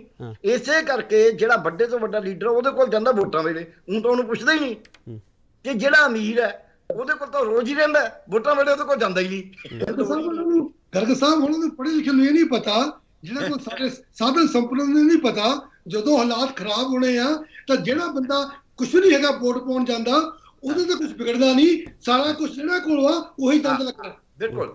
ਹੁਣ ਦੂਜਾ ਸਵਾਲ ਜਿਹੜਾ ਤੁਸੀਂ ਕਰਿਆ ਹੈ ਜੀ, ਸਵਾਲ ਮਾੜਾ ਜਿਹਾ ਰਿਪੀਟ ਕਰ ਦਿਓ, ਫਿਰ ਮੈਂ ਤਾਂ ਇੱਕ ਲਾਈਨ ਸਵਾਲ ਮੈਂ ਇਹੀ ਕੀਤਾ ਸੀ ਸਰ ਵੀ ਵੋਟ ਹੱਕ ਦਾ ਇਸਤੇਮਾਲ ਅਸੀਂ ਕਿਵੇਂ ਦੱਸਾਂਗੇ। ਹੁਣ ਇੱਕ ਇਹ ਵੀ ਜੇ ਵੋਟ ਉਹਦੇ ਰਾਹੀਂ ਆਵੇ, ਦੂਜਾ ਵੋਟ ਹੱਕ ਦਾ ਇਸਤੇਮਾਲ ਕਰਨ ਵਾਸਤੇ ਇਹ ਠੀਕ ਹੈ, ਇਲੈਕਸ਼ਨ ਕਮਿਸ਼ਨ ਨੇ ਬਹੁਤ ਕੋਸ਼ਿਸ਼ ਕਰੀ ਹੈ, ਮੈਂ ਇਸ ਗੱਲ 'ਚ ਕੋਈ ਡਿਨਾਈ ਨਹੀਂ ਕਰਦਾ। ਇਲੈਕਸ਼ਨ ਕਮਿਸ਼ਨ ਨੇ ਇੱਥੇ ਤੱਕ ਵੀ ਕਰਿਆ ਹੈ ਵੀ ਜਿਹੜੇ ਐਤਕੀ ਲੋਕਾਂ ਨੂੰ ਇਹ ਦੱਸਣ ਵਾਸਤੇ, ਜਿਹੜੀ ਮੈਂ ਪ੍ਰੋਫੈਸਰ ਸਾਹਿਬ ਜੀ ਕੈਂਡੀਡੇਟ ਦਾ ਪਤਾ ਹੋਵੇ, ਪੋਲੀਟੀਕਲ ਪਾਰਟੀਆਂ ਨੂੰ ਕਿਹਾ ਆਪਦੇ ਕੈਂਡੀਡੇਟ ਦਾ ਅਖਬਾਰਾਂ 'ਚ ਦਿਓ ਇਸ਼ਤਿਹਾਰ। ਜਿਹੜੇ ਨੈਟ ਦੇ ਉੱਤੇ ਪਾਏ ਹੋਏ ਨੇ ਉਹਨਾਂ ਦੇ ਇਸ਼ਤਿਹਾਰ ਦਿੱਤੇ ਗਏ ਨੇ, ਅਖਬਾਰਾਂ ਛਪੇ ਨੇ ਉਹਨਾਂ ਕੈਂਡੀਡੇਟ ਬਾਰੇ ਵੀ, ਤੇ ਇੰਨੇ ਕੇਸ ਨੇ, ਇੰਨੇ ਇਹ ਨੇ। ਔਰ ਇਲੈਕਸ਼ਨ ਕਮਿਸ਼ਨ ਨੇ ਇਹਨੂੰ ਮੈਂਡੇਟਰੀ ਕਰਿਆ। ਇਹ ਇੱਕ ਪੋਜ਼ਿਟਿਵ ਸਟੈਪ ਹੈ, ਹਾਂ ਪੱਖੀ ਸਟੈਪ ਹੈ ਕਿ ਲੋਕਾਂ ਨੂੰ ਭਾਈ ਤੁਸੀਂ ਦੱਸੋ ਵੀ ਤੁਸੀਂ ਕਿਹੋ ਜਿਹੇ ਹੋ। ਇਸ ਤੋਂ ਅਗਲਾ ਸਟੈਪ ਲੋੜ ਸੀ ਜਿਹੜਾ ਤੁਸੀਂ ਕਹਿੰਦੇ ਹੋ, ਉਹ ਇਹ ਕਿ ਹਰ ਕੈਂਡੀਡੇਟ ਦਾ ਚਿੱਠਾ ਕੱਢ ਕੇ, ਜੋ ਪ੍ਰੋਫੈਸਰ ਸਾਹਿਬ ਨੇ ਕਿਹਾ ਹੈ ਕਿ ਉਹ ਹਰ ਪੰਚਾਇਤ ਕੋਲ ਜਾਵੇ। ਪੰਚਾਇਤਾਂ ਜ਼ਰੂਰੀ ਨਹੀਂ ਪੰਚਾਇਤਾਂ ਡਿਸਾਈਡ ਕਰ, ਉਹ ਪੰਚਾਇਤ ਲੋਕਾਂ ਨੂੰ ਪਿੰਡਾਂ 'ਚ ਪਤਾ ਹੋ ਵੀ ਯਾਰ ਆਹ ਕੈਂਡੀਡੇਟ ਦਾ ਆਹ ਹਾਲ ਹੈ, ਆਹ ਕੈਂਡੀਡੇਟ, ਉਹ ਆਪੇ ਫੈਸਲਾ ਕਰ ਰਿਹਾ। ਉਹ ਇਹ ਅਗਲਾ ਇੱਕ ਲਾਲਚ ਹੋਰ ਮੈਂ ਕਹਾਂਗਾ, ਲਾਸਟ ਲਾਈਨ ਜੀ, ਕਿ ਅਜੇ ਵੀ ਜਿਹੜੀ ਪ੍ਰੋਫੈਸਰ ਖਾਲਿਦ ਜੀ ਨੇ ਬੜਾ ਵੱਡਾ ਕੁਐਸਚਨ ਰੇਜ਼ ਕਰਿਆ ਹੈ, ਉਹਦੇ ਵਾਸਤੇ ਇੱਕ ਮੈਨੂੰ ਲੱਗਦਾ ਥੋੜਾ ਜਿਹਾ ਹੋ ਸਕਦਾ ਕੋਈ ਸੁਝਾਅ ਇਹ, ਜਿਵੇਂ ਯੂਨੀਵਰਸਿਟੀਆਂ ਨੇ, ਕਾਲਜ ਨੇ, ਹੋਰ ਨੇ, ਕੁਝ ਵੀ ਹੋਵੇ, ਉਹਨਾਂ ਤੇ ਹਰ ਸਾਲ 'ਚ ਘੱਟੋ ਘੱਟ 1-2 ਸੈਮੀਨਾਰ ਇਸ ਗੱਲ ਦੇ ਉੱਤੇ ਹੋਣ ਕਿ ਸਾਡੇ ਲੋਕਤੰਤਰ 'ਚ ਵੋਟਿੰਗ ਕਿਉਂ ਜ਼ਰੂਰੀ ਹੈ, ਉਹਦੀ ਕੀ ਤਾਕਤ ਹੈ, ਉਹ ਕਿਵੇਂ ਚੱਲੇਗੀ। ਉਹ ਪੋਲੀਟੀਕਲ ਸਾਇੰਟਿਸਟ ਬੜਾ ਵੱਡੀ ਗੱਲ ਕਰ ਸਕਦੇ ਨੇ, ਸੋਸ਼ਲ ਸਾਇੰਟਿਸਟ ਕਰ ਸਕਦੇ ਨੇ, ਪੋਲੀਟੀਕਲ ਇਹ ਇਕਨੋਮਿਕਸ ਵਾਲੇ ਕਰ ਸਕਦੇ ਨੇ, ਈਵਨ ਫਿਜ਼ੀਕਲ ਸਾਇੰਸਿਸ ਵਾਲੇ ਕਰ ਸਕਦੇ ਨੇ ਵੀ ਭਾਈ ਇਹ ਸਾਡਾ ਚੱਲੂ ਕਿਵੇਂ ਸਾਰਾ ਕੁਝ। ਐਨਵਾਇਰਨਮੈਂਟ ਸਾਇੰਸ ਵਾਲੇ ਕਰ ਸਕਦੇ ਨੇ, ਕਲਚਰ ਵਾਲੇ ਕਰ ਸਕਦੇ ਨੇ। ਸੋ ਇਹ ਬੜੇ ਵੱਡੀ ਕੁਐਸਚਨ ਨੇ ਕਿ UGC ਦੇ ਰਾਹੀਂ, ਸਕੂਲਾਂ ਦੇ ਰਾਹੀਂ, ਮਾਰਨਿੰਗ ਅਸੈਂਬਲੀਆਂ ਦੇ ਵਿੱਚ ਇਹ ਜੇ ਗੱਲ ਹੋ ਜੇ ਤਾਂ ਜਿਹੜੇ ਪੜ੍ਹੇ ਲਿਖੇ ਵੋਟਰ ਅਸੀਂ ਕਹਿੰਦਾ ਇੱਕ ਤਾਂ ਚੇਤਨ ਵੀ ਜ਼ਿਆਦਾ ਹੋ ਜਾਣਗੇ, ਇੱਕ ਉਸ ਪਾਰਟਿਸਿਪੇਸ਼ਨ ਉਹਨਾਂ ਦੀ ਵੱਧ ਜਾਏਗੀ। ਚਲੋ ਪ੍ਰੋਫੈਸਰ ਰੌਣਕੀਰਾਮ, ਡਾਕਟਰ ਗਰਗ ਨੇ ਤਾਂ ਬਹੁਤ ਵੱਡੀਆਂ ਗੱਲਾਂ ਕਹਿਤੀਆਂ ਕਿ ਸੈਮੀਨਾਰਸ ਹੋਣੇ ਚਾਹੀਦੇ ਆ, UGC ਦੇ ਥਰੂ ਹੋਣੇ ਚਾਹੀਦੇ ਆ, ਕੋਈ ਇਹੋ ਜਿਹੇ ਪ੍ਰੋਗਰਾਮ ਸਾਨੂੰ ਲਿਖਣੇ ਚਾਹੀਦੇ ਆ। ਪ੍ਰੋਫੈਸਰ ਰੌਣਕੀਰਾਮ, ਸਾਡੇ ਮੀਡੀਆ ਵਾਲੇ ਦੀ ਕਲਾਸ ਕੌਣ ਲਾਊਗਾ, ਤੁਸੀਂ ਲਾਓਗੇ? ਦੇਖੋ, ਸਭ ਤੋਂ ਪਹਿਲਾਂ ਮੀਡੀਆ ਵਾਲੇ ਕੋਲ ਤਾਂ ਬੜਾ ਵਧੀਆ ਸਾਧਨ ਹੈ। ਅਗਰ ਕਿਸੇ ਪਹਿਲਵਾਨ ਨੇ ਪਹਿਲਵਾਨੀ ਕਰਨੀ ਆ ਤਾਂ ਉਹ ਡੰਡ ਬੈਠਕਾ ਮਾਰਦੇ ਤਿਆਰੀ ਕਰਦਾ। ਔਰ ਅਗਰ ਤੁਸੀਂ ਕਹਿੰਦੇ ਆ ਕਿ ਲੋਕਾਂ ਦਾ ਮਾਨਸਿਕ ਲੈਵਲ ਤੇ ਸਰੀਰਕ ਲੈਵਲ ਠੀਕ ਰਹੇ ਤਾਂ ਪਿੰਡਾਂ ਦੇ ਵਿੱਚੋਂ ਪਿੰਡੂ ਸਪੋਰਟਸ ਹੁੰਦੀਆਂ ਨੇ, ਗੱਡੀਆਂ ਦੌੜਾਂ ਹੁੰਦੀਆਂ ਨੇ, ਕਬੱਡੀ ਦੇ ਮੈਚ ਹੁੰਦੇ ਨੇ, ਫੁੱਟਬਾਲ ਹੁੰਦੇ ਨੇ, ਤਾਂ ਜੇ ਸੰਗੀਤ ਹੁੰਦਾ, ਹਰ ਬਦਲ ਸੰਗੀਤ ਹੁੰਦਾ। ਮੈਂ ਕਹਿੰਦਾ ਇਹ ਲੋਕਤੰਤਰ ਜਿਹੜਾ ਹੈ ਇਹ ਏਡਾ ਵੱਡਾ ਕਰਮ ਹੈ, ਇਹਦੇ ਵਾਸਤੇ ਤਾਂ ਕੋਈ ਤਿਆਰੀ ਨਹੀਂ, ਕੋਈ ਵਿਆਮਸ਼ਾਲਾ ਨਹੀਂ ਹੈਗੀ। ਮੀਡੀਆ ਇੱਕ ਵਿਆਮਸ਼ਾਲਾ ਹੈਗੀ ਹੈ। ਦੂਜਾ, ਜਿੱਦਾਂ ਹੁਣ ਅਸੀਂ ਮਾਘੀ ਦਾ ਮੇਲਾ ਲੱਗਦਾ ਮੁਕਤਸਰ ਸਾਹਿਬ ਤੇ ਅਨੰਦਪੁਰ ਸਾਹਿਬ ਹੋਲੇ ਮਹੱਲੇ ਦਾ ਮੇਲਾ ਲੱਗਦਾ, ਸਾਰੀਆਂ ਪਾਰਟੀਆਂ ਜਾ ਕੇ ਤੰਬੂ ਲਾ ਕੇ ਉੱਥੇ ਆਪਣੇ ਆਪਣੇ ਕਨਾਤਾਂ ਲਗਾ ਕੇ ਰੌਲੇ ਪਾਉਂਦੀਆਂ, ਆਪਣੇ ਦਿਗਮਜੇ ਮਾਰਦੀਆਂ। ਉੱਥੇ NGO ਜਿਹੜੀਆਂ ਹੈਗੀਆਂ ਵੱਖਰੀਆਂ ਜਿਹੜੀਆਂ ਕਹਿੰਦੀਆਂ ਅਸੀਂ ਜੀ ਲੜਕੀ ਬਚਾਓ, ਲੜਕੀ ਪੜਾਓ, ਅਸੀਂ ਗਰੀਬਾਂ ਵਾਸਤੇ ਕਰਦੇ ਨੇ, ਤੁਸੀਂ ਉੱਥੇ ਲੋਕਤੰਤਰ ਨੂੰ ਬਚਾਉਣ ਵਾਸਤੇ ਲੋਕਤੰਤਰ ਬਚਾਓ ਲੰਗਰ ਲਗਾਓ। ਉਹ ਲੰਗਰ ਲੋਕਤੰਤਰ ਖਾਣ ਪੀਣ ਦਾ ਨਹੀਂ, ਉਹ ਲੰਗਰ ਚੇਤਨਾ ਦਾ। ਵੀ ਦੇਖੋ ਆਉਣ ਵਾਲੀਆਂ ਚੋਣਾਂ 'ਚ ਜੇ ਸਾਨੂੰ ਪੁੱਛ ਕੇ ਕੋਈ ਬੰਦਾ ਖੜਾ ਕਰਦੇ ਆ, ਕੋਈ ਕੈਂਡੀਡੇਟ ਖੜਾ ਕਰਦੀ ਹੈ, ਸਾਨੂੰ ਨਹੀਂ ਪੁੱਛਿਆ, ਅਸੀਂ ਉਹਨੂੰ ਵੋਟ ਨਹੀਂ ਪਾਉਣ ਜਾਣਾ, ਅਸੀਂ ਦੇਖਾਂਗੇ। ਦੂਸਰੀ ਗੱਲ ਹੋਰ ਹੈ, ਗੱਲ ਇਹ ਹੈ ਕਿ ਤੁਸੀਂ ਕੈਂਡੀਡੇਟ ਖੜਾ ਕਰਨਾ, ਇਲੈਕਸ਼ਨ ਤਾਂ ਤੁਹਾਨੂੰ 900 ਦਿਨ ਦੀਆਂ ਕਿੰਨੇ ਮਹੀਨੇ ਪਹਿਲਾਂ, ਤਾਂ ਤੁਸੀਂ ਇਹ ਆਖਰੀ ਦਿਨ ਸ਼ਾਮ ਨੂੰ ਪਤਾ ਲੱਗਦਾ ਆ ਕੈਂਡੀਡੇਟ ਆ ਗਿਆ। ਜਿੱਦਾਂ ਕਿਤੇ ਤੁਸੀਂ ਉਹ ਮਦਾਰੀ ਹੁੰਦਾ, ਆਪਣੇ ਉਹ ਕੋਲ ਫੜਿਆ ਹੁੰਦਾ ਜਮਹੂਰੀਅਤ, ਕਹਿੰਦਾ ਲਓ ਜੀ ਦੇਖੋ। ਪ੍ਰੋਫੈਸਰ ਰੌਣਕੀਰਾਮ, ਤੇ ਸਾਨੂੰ ਵੀ ਪ੍ਰੋਫੈਸਰ ਰੌਣਕੀਰਾਮ ਇਹ ਸਿੱਧੇ ਸ਼ਬਦਾਂ ਵਿੱਚ ਸਾਨੂੰ ਵੀ ਕਹਿ ਰਹੇ ਹੋ ਕਿ ਆਖਰੀ ਦਿਨ ਤੁਸੀਂ ਪ੍ਰੋਗਰਾਮ ਕਰ ਲਿਆ, ਵੋਟਰਾਂ ਨੂੰ ਜਾਗਰੂਕ ਕਰ ਦਈਏ। ਹਾਂ ਚਲੋ ਠੀਕ ਹੈ। ਇਸ ਲਈ ਮੇਰੀ ਬੇਨਤੀ ਹੈ, ਦੇਖੋ ਅਸੀਂ ਜੋ ਮਰਜ਼ੀ ਅਸੀਂ ਯੂਨੀਵਰਸਿਟੀ ਬੈਠੇ ਆ, ਪੜ੍ਹਾਈ ਲਿਖਾਈ 'ਚ ਖਾਲਿਦ ਸਾਹਿਬ ਮੇਰੇ ਮਿੱਤਰ ਨੇ, ਗਰਗ ਸਾਹਿਬ ਹੈ, ਸਾਡੀ ਇੱਕ ਆਪਣੀ ਜ਼ਿੰਮੇਵਾਰੀ ਬਣਦੀ ਆ, ਅਸੀਂ ਨਿਰਪੱਖ ਹੋ ਕੇ, ਸਾਨੂੰ ਕੋਈ ਗੱਲ ਨਹੀਂ, ਸਾਨੂੰ ਕੋਈ ਚੱਕ ਜਿੱਥੇ ਮਰਜ਼ੀ ਬੰਦ ਕਰ ਦੇਵੇ। ਅਸੀਂ ਸੱਚਾਈ ਕਹਿਣੀ ਆ ਕਿਉਂਕਿ ਸਾਡੀ ਸ਼ਕਤੀ ਸਾਨੂੰ ਇਸ ਲੋਕਤੰਤਰ ਤੋਂ ਮਿਲੀ ਆ। ਇਸ ਲੋਕਤੰਤਰ ਵਾਸਤੇ ਲੱਗੇ ਰਵਾਂਗੇ। ਉਹ ਤੁਹਾਡਾ ਫਰਜ਼ ਬਣਦਾ, ਤੁਸੀਂ ਵੀ ਲੱਗੋ। ਚਲੋ ਬਹੁਤ ਧੰਨਵਾਦ, ਤੁਸੀਂ ਸਾਡਾ ਫਰਜ਼ ਸਾਨੂੰ ਚੇਤੇ ਕਰਾ ਰਹੇ ਹੋ। ਮੁਹੰਮਦ ਖਾਲਿਦ ਸਾਹਿਬ, ਇੱਕ ਆਖਰੀ ਸਵਾਲ ਤੁਹਾਨੂੰ ਕਰਨਾ ਚਾਹੁੰਦਾ। ਖਾਲਿਦ ਸਾਹਿਬ, ਤੁਸੀਂ ਵੋਟਿੰਗ ਬਿਹੇਵੀਅਰ, ਵੋਟਿੰਗ ਪੈਟਰਨ ਸਾਰੀਆਂ ਚੀਜ਼ਾਂ ਕਰ ਲਈਆਂ ਸਰ। ਸਰ ਜਿਹੜਾ ਇੱਕ ਪੋਲੀਟੀਸ਼ੀਅਨ ਹੁੰਦਾ ਨਾ, ਉਹ ਫੋਕਸ ਕਰਦਾ ਮੈਂ ਕਿੱਧਰ ਜਾਣਾ। ਮੈਂ ਸਰ ਜਾਤ ਧਰਮ ਦੀ ਉਹਦੀ ਗੱਲ ਨਹੀਂ ਕਰਦਾ ਸਰ। ਮੇਰਾ ਸਵਾਲ ਹੈ ਸਰ, ਕੁੜੀਆਂ ਨੂੰ ਫੋਕਸ ਕੀਤਾ ਜਾਂਦਾ, ਮੁਟਿਆਰਾਂ ਨੂੰ, ਔਰਤਾਂ ਨੂੰ, ਇਹਨਾਂ ਨੂੰ ਫੋਕਸ ਕੀਤਾ ਜਾਂਦਾ। ਇੱਕ ਤਾਂ ਸਰ ਉਹਨਾਂ ਦੀ ਹਿੱਸੇਦਾਰੀ ਬਤੌਰ ਕੈਂਡੀਡੇਟ ਬਹੁਤ ਘੱਟ ਹੈ। ਇੱਕ ਮੈਂ ਤੁਹਾਡੇ ਤੋਂ ਇਹ ਜਾਣਨਾ ਚਾਹੁੰਦਾ ਕਿ ਕੁੜੀਆਂ ਵੋਟ ਪਰਸੈਂਟੇਜ ਦੇ ਵਿੱਚ ਕਿੰਨਾ ਅੱਗੇ ਵਧੀਆਂ ਪਈਆਂ। ਇਹ ਦੋ ਸਵਾਲ ਆ ਮੇਰੇ ਸਰ। ਜਿਹੜਾ VOTING ਬਿਹੇਵੀਅਰ ਹੈ ਉਹਦੇ ਵਿੱਚ ਇਹ ਦੇਖਣ ਚ ਆਇਆ ਕਿ ਵਿਮਨ ਵੋਟਰ ਜਿਹੜੇ ਹੈਗੇ ਆ ਉਹ ਉਨੇ ਹੀ ਉਤਸ਼ਾਹ ਨਾਲ ਵੋਟਾਂ ਪਾਉਂਦੀਆਂ ਜਿੰਨਾ ਪਰਸੈਂਟੇਜ ਦਾ ਉਹ ਪਾਰਟ ਹੈ। ਐਸੀ ਗੱਲ ਨਹੀਂ ਹੈ ਜੀ। ਲੇਕਿਨ ਅਗਰ ਆਪਾਂ ਇਹ ਕਹੀਏ ਕਿ ਵਿਮਨ, ਕਿਉਂਕਿ ਉਹ ਵਿਮਨ ਹੈ ਇਸ ਕਰਕੇ ਉਹ ਵੋਟ ਨਹੀਂ ਪਾਉਂਦੀਆਂ ਜਾਂ ਪਾਉਂਦੀਆਂ, ਉਹਨਾਂ ਪਰ ਫੋਕਸ ਕੀਤਾ ਜਾਂਦਾ ਹੈ। ਉਹ ਤਾਂ ਸੁਸਾਇਟੀ ਨੂੰ ਐਜ਼ ਏ ਹੋਲ ਹੀ ਫੋਕਸ ਕੀਤਾ ਜਾਂਦਾ ਹੈ, ਕੈਂਡੀਡੇਟ ਵੱਲੋਂ ਵੀ, ਪੋਲੀਟੀਕਲ ਪਾਰਟੀਆਂ ਵੱਲੋਂ ਵੀ, ਔਰ ਮੀਡੀਆ ਜਾਂ ਜੋ ਕੁਝ ਵੀ ਹੈ। ਇਸ ਕਰਕੇ ਇਹ ਦੇਖਣ ਦੇ ਵਿੱਚ ਜ਼ਰੂਰ ਆਇਆ ਹੈਗਾ ਕਿ ਕੁਝ ਐਥਨਿਕ ਗਰੁੱਪ ਵੋਟ ਜ਼ਿਆਦਾ ਪਾਉਂਦੇ ਆ। ਕੁਝ ਫॉर ਐਗਜ਼ਾਮਪਲ ਜਿਹੜੇ ਸ਼ਹਿਰਾਂ ਦੇ ਵਿੱਚ ਹੈ ਉਹ ਵੋਟ ਜ਼ਿਆਦਾ ਪਾਉਂਦੇ ਆ, ਜਿਹੜੇ ਬੂਥ ਦੇ ਨੇੜੇ ਆ ਵੋਟ ਜ਼ਿਆਦਾ ਪਾਉਂਦੇ ਆ, ਜਿਨ੍ਹਾਂ ਨੂੰ ਜ਼ਿਆਦਾ ਦੂਰ ਜਾਣਾ ਪਊਗਾ ਵੋਟ ਘੱਟ ਪਾਉਣਗੇ। ਇਹ ਬਹੁਤ ਸਾਰੇ ਫੈਕਟਰਸ ਹੈ। ਜਿੱਥੇ ਤੱਕ ਸਵਾਲ ਹੈ ਪਰਸੈਂਟੇਜ ਦਾ, ਮੈਂ ਤੁਹਾਨੂੰ ਦੱਸਦਾ ਉਹ ਕੰਟਰੀ ਜਿੱਥੇ 2-2 ਸਾਲ ਤੋਂ ਵੋਟਾਂ ਪੈ ਰਹੀਆਂ ਹਨ, ਉੱਥੇ ਵੀ ਵੋਟਿੰਗ ਪਰਸੈਂਟੇਜ ਇੰਨੀ ਕੀ ਹੈ। ਇਹ ਨਾ ਸੋਚੋ ਕਿ ਉੱਥੇ 90% 95% ਵੋਟਾਂ ਪੈਂਦੀਆਂ। ਤੁਸੀਂ ਅਮਰੀਕਾ, ਇੰਗਲੈਂਡ ਦੀਆਂ ਡੈਮੋਕ੍ਰੇਸੀਆਂ ਦੇਖੋ, ਕਈ ਵਾਰ ਉੱਥੇ ਵੀ 50% 45% ਵੋਟਾਂ ਪੈਂਦੀਆਂ। ਖਾਲਿਦ ਸਾਹਿਬ ਮੈਂ ਤਾਂ ਪੁੱਛ ਰਿਹਾ ਸੀਗਾ, ਕਹਿੰਦੇ ਕੁੜੀ ਪੜ ਜਾਵੇ ਤਾਂ ਸਮਝੋ ਸਾਰੀ ਕੋਲ ਪੜ ਜਾਂਦੀ ਹੈ, ਪੂਰਾ ਘਰ ਪੜਨ ਲੱਗ ਪੈਂਦਾ। ਕੁੜੀ ਵੋਟ ਪਾਉਂਦੀ ਹੈ ਤੇ ਸਾਰੇ ਘਰ ਦੇ ਵਿੱਚ ਅਸਰ ਪੈਂਦਾ ਕਿ ਨਹੀਂ ਪੈਂਦਾ? ਖਾਲਿਦ ਸਾਹਿਬ ਮੇਰਾ ਸਵਾਲ ਤਾਂ ਇਹ ਸੀਗਾ। ਦੇਖੋ, ਕੁੜੀ ਨੇ ਘਰ ਦੇ ਵਿੱਚ ਜਿਹੜੀ ਮਦਰ ਹੈ ਉਹਦਾ ਬਹੁਤ ਵੱਡਾ ਇਨਫਲੂਐਂਸ ਹੁੰਦਾ ਹੈ। ਔਰ ਅਗਰ ਮਦਰ ਪੋਲੀਟੀਕਲੀ ਵਾਈਬ੍ਰੈਂਟ, ਐਕਟਿਵ ਸੋਚ ਰੱਖਦੀ ਹੈ ਔਰ ਵੋਟ ਪਾਉਣ ਜਾਂਦੀ ਹੈ ਤੇ ਸਾਰਾ ਟੱਬਰ ਉਹਦੇ ਨਾਲ ਤੁਰੇਗਾ ਹੀ ਤੁਰੇਗਾ, ਕੁੜੀਆਂ ਵੀ ਤੁਰਨਗੀਆਂ। ਡੈਫੀਨਿਟਲੀ ਇਹ VOTING ਬਿਹੇਵੀਅਰ ਦਾ ਪਾਰਟ ਹੈ। ਮਦਰ ਦਾ ਬੜਾ ਇੰਪੋਰਟੈਂਟ। ਇੱਕ ਗੱਲ ਕਹਿਣੀ ਹੈ ਕੇਪੀ ਜੀ, ਅੱਧੇ ਮਿੰਟ ਜੀ। ਉਹ ਇਹ ਹੈ ਕਿ ਵੋਟ ਬੰਦਾ ਪਾਉਂਦਾ ਆਪਦੀ ਤਾਕਤ ਵਾਸਤੇ। ਜੇ ਐਥਨਿਕ ਗਰੁੱਪ ਛੋਟੇ ਨੇ, ਮਾਈਨੋਰਟੀਜ਼ ਨੇ, ਵੂਮਨ ਹੈ, ਚਾਹੇ ਉਹ ਲੜਕੀ ਹੈ ਚਾਹੇ ਔਰਤ ਹੈ, ਉਹ ਸਮਾਜ 'ਚ ਪਛੜੀ ਹੋਈ ਹੈ, ਵੋਟ ਦੀ ਤਾਕਤ ਨੂੰ ਉਹ ਵਰਤਦੇ ਨੇ। ਇਸੇ ਕਰਕੇ ਰੂਰਲ ਵਿੱਚ ਵੋਟਿੰਗ ਜ਼ਿਆਦਾ ਹੁੰਦੀ ਹੈ, ਸ਼ਡਿਊਲਡ ਕਾਸਟਾਂ 'ਚ ਵੋਟਿੰਗ ਜ਼ਿਆਦਾ ਹੁੰਦੀ ਹੈ, ਮਾਈਨੋਰਟੀ ਜ਼ਿਆਦਾ ਹੁੰਦੀ ਹੈ, ਵੂਮਨ ਦੀ ਵੋਟਿੰਗ ਜ਼ਿਆਦਾ ਹੁੰਦੀ ਹੈ, ਕਿਉਂਕਿ ਉਹਦੇ ਕੋਲ ਇੱਕੋ ਹੀ ਤਾਕਤ ਆ ਵੀ ਵੋਟ ਦੀ ਹੈ। ਸਰ ਡਟ ਕਰ ਫਿਰ ਇੱਕ ਸਵਾਲ ਦਾ ਹੋਰ ਜਵਾਬ ਦੇ ਦਿਓ ਜਾਂਦੇ ਆ ਡਟ ਕਰਕੇ। ਜਿਹੜੇ ਹਿੱਸੇ ਦੀ ਤੁਸੀਂ ਗੱਲ ਕਰਦੇ ਹੋ ਕਿ ਇਹ ਵੋਟ ਤਾਕਤ ਦਾ ਇਸਤੇਮਾਲ ਬਹੁਤ ਜ਼ਿਆਦਾ ਕਰਦੇ ਆ, ਉਹਨਾਂ ਨੂੰ ਸਾਡੀ ਜਿਹੜੀ ਸਿਆਸੀ ਨੀਤੀ ਹੈ ਉਹ ਤਾਕਤ ਘੱਟ ਕਿਉਂ ਦਿੰਦੀ ਹੈ ਫਿਰ? ਕਿਉਂਕਿ ਸਿਆਸੀ ਨੀਤੀ ਸਾਡੇ ਵਿਤਕਰੇ ਆ ਗਈ ਹੈ ਨਾ। ਸਾਡੀ ਸਿਆਸੀ ਨੀਤੀ ਤਾਂ ਮਾਨਿਆ ਜਾਣੀਆਂ ਦੀ ਹੈ। ਮੈਂ ਇੱਕ ਲਾਈਨ ਹੋਰ ਕਹਾਂਗਾ, ਪੰਚਾਇਤਾਂ ਦੇ ਵਿੱਚ ਮੈਂ ਪਾਰਟਿਸਿਪੇਟ ਕਰਦਾ ਹਾਂ ਇਲੈਕਸ਼ਨਾਂ 'ਚ ਅਪ ਟੂ ਪਾਰਲੀਮੈਂਟ। ਪੰਚਾਇਤ 'ਚ 90% ਤੱਕ ਵੀ ਵੋਟਿੰਗ ਹੁੰਦੀ ਹੈ ਹਰ ਪਿੰਡ 'ਚ, ਮੈਂ ਦੇਖਿਆ ਹੈ। ਕਿਉਂਕਿ ਪੰਚਾਇਤ ਨਾਲ ਸਾਡੀ ਸਿੱਧੀ ਤਾਕਤ ਆ ਗਈ। ਚਲੋ ਠੀਕ ਜੋ ਤਾਕਤ ਤੁਹਾਡੀ ਬਦਲਦੀ ਜਾਂਦੀ ਹੈ, ਤਾਕਤ ਦੇ ਨਾਲ ਜੁੜੀ ਹੈ। ਨਾਲ ਬੜਾ ਇੰਪੋਰਟੈਂਟ ਹੈ। ਫਟਾਫਟ ਪਲੀਜ਼, ਫਟਾਫਟ ਰੌਣਕੀ ਰਾਮ ਜੀ ਪਲੀਜ਼। ਬੜਾ ਇੰਪੋਰਟੈਂਟ ਹੈ ਕਿਉਂਕਿ ਦੇਖੋ ਤੁਸੀਂ ਜਿਹੜੇ ਨੇਤਾ ਨੇ, ਚਾਹੇ ਉਹ CM ਕੈਂਡੀਡੇਟ ਨੇ ਚਾਹੇ ਕੋਈ ਹੋਰ, ਇਹਨਾਂ ਦੀ ਗੱਡੀਆਂ ਦੀ ਮੁੜ ਕੇ ਘੁੰਮ ਕੇ ਡੇਰਿਆਂ 'ਚ ਵੜਦੀਆਂ, ਇਹ ਲੋਕਾਂ 'ਚ ਘਟ ਜਾਂਦੇ ਆ। ਇਹਨਾਂ ਨੂੰ ਲੱਗਦਾ ਉੱਥੇ ਵੋਟਾਂ ਦਾ ਗੜ ਪਿਆ, ਗੱਫਾ ਮਿਲ ਜੂਗਾ। ਇਸ ਕਰਕੇ ਤੁਸੀਂ ਦੇਖ ਲਓ ਕਿ ਇਹ ਲੋਕਤੰਤਰ ਨੂੰ ਵਧਾ ਰਹੇ ਆ ਜਾਂ ਕੋਈ ਹੋਰ ਚੀਜ਼ ਵਧਾ ਰਹੇ ਆ। ਇਹਨਾਂ ਦਾ ਹਰਨਾ ਬੜੀ ਹੋਈ ਆ। ਇਸ ਕਰਕੇ ਲੋਕਤੰਤਰ ਦੀ ਇਹ ਇੱਕ ਡਿਫਰੈਂਟ ਡਿਬੇਟ ਹੈ। ਇਹਦੇ ਪਰ ਅਲੱਗ ਚਰਚਾ ਹੋ ਸਕਦੀ ਹੈ। ਮੁਹੰਮਦ ਖਾਲਿਦ ਸਾਹਿਬ ਲਾਸਟ ਸਵਾਲ। ਤਾਕਤ ਨੂੰ ਡਿਸਕ੍ਰਾਈਬ ਕਰ ਦਿਓ ਸਰ। ਸਿਆਸਤਦਾਨਾਂ ਦੀ ਤਾਕਤ, ਵੋਟਰ ਦੀ ਤਾਕਤ, ਲੋਕਤੰਤਰ ਦੀ ਤਾਕਤ ਸਰ। ਤਾਕਤ ਤਾਂ ਉਹ ਹੈ ਜਿਹਦੇ ਵਿੱਚੋਂ ਪਾਲਿਸੀ ਮੇਕਿੰਗ ਇਮਰਜ ਹੁੰਦੀ ਹੈ। ਅਗਰ ਤੁਸੀਂ ਪਾਲਿਸੀ ਨੂੰ ਇਨਫਲੂਐਂਸ ਕਰਨ ਵਾਸਤੇ ਆਪਣੀ ਵੋਟ ਦਾ ਇਸਤੇਮਾਲ ਕਰਦੇ ਹੋ, ਅਗਰ ਤੁਸੀਂ ਸਰਕਾਰਾਂ ਦੀਆਂ ਨੁਹਾਰਾਂ ਮੋੜਨ ਵਾਸਤੇ ਵੋਟ ਦਾ ਇਸਤੇਮਾਲ ਕਰਦੇ ਹੋ, ਉਹੀ ਤੁਹਾਡੀ ਤਾਕਤ ਹੈ। ਚਲੋ ਬਹੁਤ ਧੰਨਵਾਦ ਮੁਹੰਮਦ ਖਾਲਿਦ ਤੁਹਾਡਾ। ਡਾਕਟਰ ਪਹਿਲਾ ਗਰਗ ਤੁਹਾਡਾ ਬਹੁਤ ਧੰਨਵਾਦ। ਪ੍ਰੋਫੈਸਰ ਰੌਣਕੀ ਰਾਮ ਤੁਹਾਡਾ ਬਹੁਤ ਧੰਨਵਾਦ।